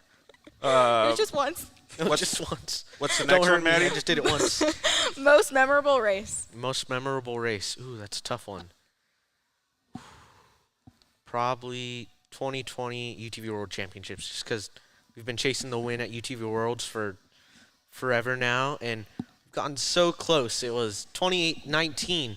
We were leading. We had a 10-second gap, and then I just tipped it over, and I ended up getting a concussion because it was really Oh, man. I snapped my neck pretty bad. But I came back then. I knew the next year I wasn't gonna let it happen again. So we got the whole shot and took the win. I was like, yes. Dude, way to go, buddy. All right. Okay, you answered this question on Thursday, but let's hear it again. Your favorite flavor of ice cream? Just plain chocolate. Just going straight chocolate? That is so basic of you. Yeah. Well, and what was it that had the strawberry? That's was that Rob. That's Rob. Strawberry. What is Strawberry Rendezvous. rendezvous? What's that? Every time I'm around him, I bring it up 15 times because I still think it's the weirdest name of That's anything just ever. weird. You can just call it strawberry. Yeah. Special strawberry. Why do you have Special to strawberry. strawberry. That sounds great. Yeah. why that do you have sounds to better. Why do you have to rendezvous? Yeah, it's not a rendezvous. It's just ice cream. What ice cream flavor are you going with now? Butter pecan or mint chip? Butter pecan, that's where it's at. Yeah. Oh. What's Matt Lasher saying back there? Okay, whatever. I wasn't supposed to bring this up, Matt. So my favorite flavor at Cold Stone is I get cotton candy and then I mix frozen strawberries in it. That actually sounds kind of good. Yeah, and it makes you feel healthy when you eat it. Because there's strawberry in there. I'm eating ice cream, but I feel healthy because there's fruit in here. Hey, I don't need to go on a diet. I just need to feel like I'm going on a diet. If That's I'm all I eating need to fruit, do. is it really that bad for you? As long as you feel skinny, that's all that counts. Yeah. I don't eat the whole pepperoni or the whole pizza. I just eat the pepperoni and the cheese. Yeah. God, it's great, right? Oh, it's you. You're the next one. Dogs or cats? Dogs. I like you. Dogs all day. We just became best friends. Are we best friends? Netflix or YouTube? Probably Netflix because they had a cool F1 series. That the Drive to Survive. Yeah. Yeah. Oh, that's a good series. That thing was so good. That really was cool. Yeah. Did you watch season 3? Yeah, I just finished it up last night. Yeah, pretty intense, right? Yeah. That's why I want to see. Like, I want to see Extreme E get to that level. That would be cool. Have their own show. Yeah, like to behind the scenes. Mm-hmm. You can see every driver in the paddock though is like, God, Netflix. Not is Netflix here. again. I don't want these guys around me. Like, so boring. I hope I'm never that media guy. Yeah. Everybody's like, oh, let's go. Oh, let's go get out of here. I don't want to answer third grade questions. Yep. Burrito or tacos? Ooh. I know. You have to think about this. That's a hard one. Probably a burrito. I don't know. Tacos. Tacos all day. Tacos. Oh, You're outruled here. Okay. Hey, so we're not best friends anymore? What kind of burrito are you going with? It's just simple. Carne asada, cheese, and a little bit of salsa. Sometimes lettuce if you're feeling a little What healthy. about the guacamole? No, I don't like guacamole. Yep, we're not friends anymore. Okay. We just broke up. Yep, no more. All right, since you like Eli Tomac, I kind of feel like I know what the answer is going to be, but supercross or motocross? Motocross. What about short course or desert? Not in what you want to do right this second. I feel like short course is more entertaining to watch because there's action, but it's a lot shorter. Like right. 15 minutes and the race is over. I'd probably go with desert racing. So we talked about this, I think, a little bit on Maddie's show. Is like the desert racing is rad, but you're battling yourself and time the whole time, right? Yeah. The short course is more like MMA. Like, it's knock down, drag out. All you can do as fast as you can go. Like, it's a totally different format, right? Yeah, short course is the fastest guy. The guy that has the most raw speed is probably going to win. Yeah. Whereas desert, you got to be a little bit more technical, a little bit more of a smart driver. I don't know if this actually is true, a true statement, but somebody told me one time that short course racers can go race desert, but it's hard for desert racers to go race short course. Yeah. The short course guys always roll. Sorry, Ethan. Yeah, they always roll like they in the desert races because they get too hot right amped up. Yeah. Because like short course, you're used to running 110% the whole time. Exactly. In desert racing, you can't do that because you're going to break. But then most desert racers don't do well in short course because they're not used to going that 110%. Because they're not used to being, So I think it's, back, kind of even. The intensity level is different. So when you transfer from one to the other, it doesn't work out. I can agree. That's good that you guys know that though, because that means that you guys can understand that format of racing. All right, what's the next one, Maddie? What other form of racing would you like to try? Oh, gosh. This could be anything. You could do monster trucks. Monster Jam would be awesome. We had one dude talk about those like speedboats that go in the marsh. That those things are crazy. They're going like 200. I don't know about that, but they're going like 100 miles an hour. Seems like and all of a sudden they just turn on a dime. When they whip around, it looks like they get whiplash every time. It does. I don't know how their like necks aren't sore. So and then they have the co-driver, and he's giving out like rally call signs. Like, yeah, but he just goes like this. He doesn't even speak. Yeah, it's intense, right? So what form of racing are you going to try? Clearly, you want to do every single one of them, but you got to pick one. Like one that I'm not doing right now. Ooh, you were going to pick one that you're doing right now? That's a new one. That's not very adventurous of you. It really isn't. Does trophy truck racing count? Like, could I say that? Because I race UTVs. It would be super boring to have that answer, but I mean, probably Monster Jam. I mean, what Monster about Jam's like pretty Rally, cool. F1? Rally would be cool. Yeah. Rally or Monster Jam? Monster Jam's intense, right? Monster Jam's I feel like you got to have a real strong vertebrae section for those Monster Jam landings. Yeah. All right, so is it? Yeah, I'll just let you ask the last question. Okay. Ooh, chips and guacamole or fries and ketchup? I answered this one on Thursday, and I got a lot of hate for it. You're going to say fries and ketchup. Yeah. I don't like guacamole. Maddie's like throwing the mic down and leaving the show. I'm out. I don't like guacamole. I can't. Oh, what about chips and salsa then? Chips and salsa probably. Oh, there we go. Over fries and ketchup? Yes. All right. We're cool now. You pass. Yeah. Barely. I passed, like, it wasn't an A, but like he passed like a C minus. C minus. Barely. All right, so, well, good job on answering all those questions. Thank you, Maddie, very much for doing that. I want to thank all of our sponsors for supporting the show. I want to thank everybody for joining in and having a good time with us. I'm sorry we couldn't get Facebook going, but we are definitely going to put the video up there. It'll probably be in way better quality since we're going to upload it. So go check it out on Facebook if you haven't already seen it on YouTube or are listening on iTunes, because some of the facial things that we saw today and some of the awesome stuff that Maddie was doing with her hand gestures for the Are You Smarter Than a Third Grader are definitely worth seeing. Thank you to the guys over at KMC Wheels. Thank you to the guys at EFX Tires. Thank you to the guys at Shock Therapy. You can use the code DIRTLIFE at shocktherapist.com, and you can save a whole bunch of money on anything that they do, steering racks, all kinds of cool stuff. Sway bar links. You can even call them up and get a whole big old discount on your ride improvement system. Those guys do a fantastic job over there. They've been a supporter of the show since day one, so thank you very much to those guys. Thank you guys over at Zollinger Racing Products. Man, they make some intense stuff. They have like trophy truck parts for UTVs now. The level of UTV products that are out now is just insane. So you can use the code DIRTLIFE at ZollingerRacingProducts.com, and you can save a whole bunch of money over there. Tell Travis and the boys we said hello. You can use the code DIRTLIFE at solderweld.com, and you can get yourself one of these awesome off-road repair kits. Hopefully these things will be in 4-wheel parts one of these days. These things are awesome. They have all of the as Ethan drops everything. Very suave. These off-road repair kits can repair your race or your ride. They have all the metals to bond, or everything to bond metal in the bag, and you can get home. These things have actually helped quite a bit of people in a trophy truck repair their race and actually finish the race. So you can use the code DIRTLIFE at solderweld.com, get a big old discount. And thank you to the guys at CryoHeat for coming on board for 2021. They make fantastic products for UTVs. A lot less rolling resistance when you treat your metal, and they can save a whole bunch of weight in some of their Pro Mod transmissions. So please tell Josh and all the guys over at CryoHeat that Dirt Life sent you, and they can help you out. They make fantastic products. Like I said, thank you so much for everybody tuning in. You guys are our lifeblood. We love hanging out with you every Monday night. I know these shows are long, 2.5 hours, but it seems like when we're done with them, we haven't even asked the questions about their whole life. These guys are fantastic guests, and we are very, very lucky to have everybody supporting the show. Next week's guest is someone that you guys both know, the youngest Dakar stage winner, Seth Quintero. Seth Quintero. And we're going to do it at the 4-Wheel Parts down in San Marcos, California. So that's going to be a really awesome show. Ryan Edwards from KMC Wheels is going to come co-host that with me. So that's going to be a really cool show to see what Seth thinks. And he's such a young, awesome driver, man. And he started out very similar to the way that you guys are, too. So he's somebody that you probably idolize as well, just like you did Casey Sims, right? Yeah. So we can't wait to talk with him. Thank you very much to everybody at 4-Wheel Parts in Temecula for giving us the opportunity to hang out here and have such an awesome show. I appreciate Casey Sims calling in, Kaden Danbury calling in, all the families for coming out and supporting their children tonight. Thank you, Maddie, for co-hosting. You did an awesome job. Thank you for having me. You are always welcome to co-host anytime.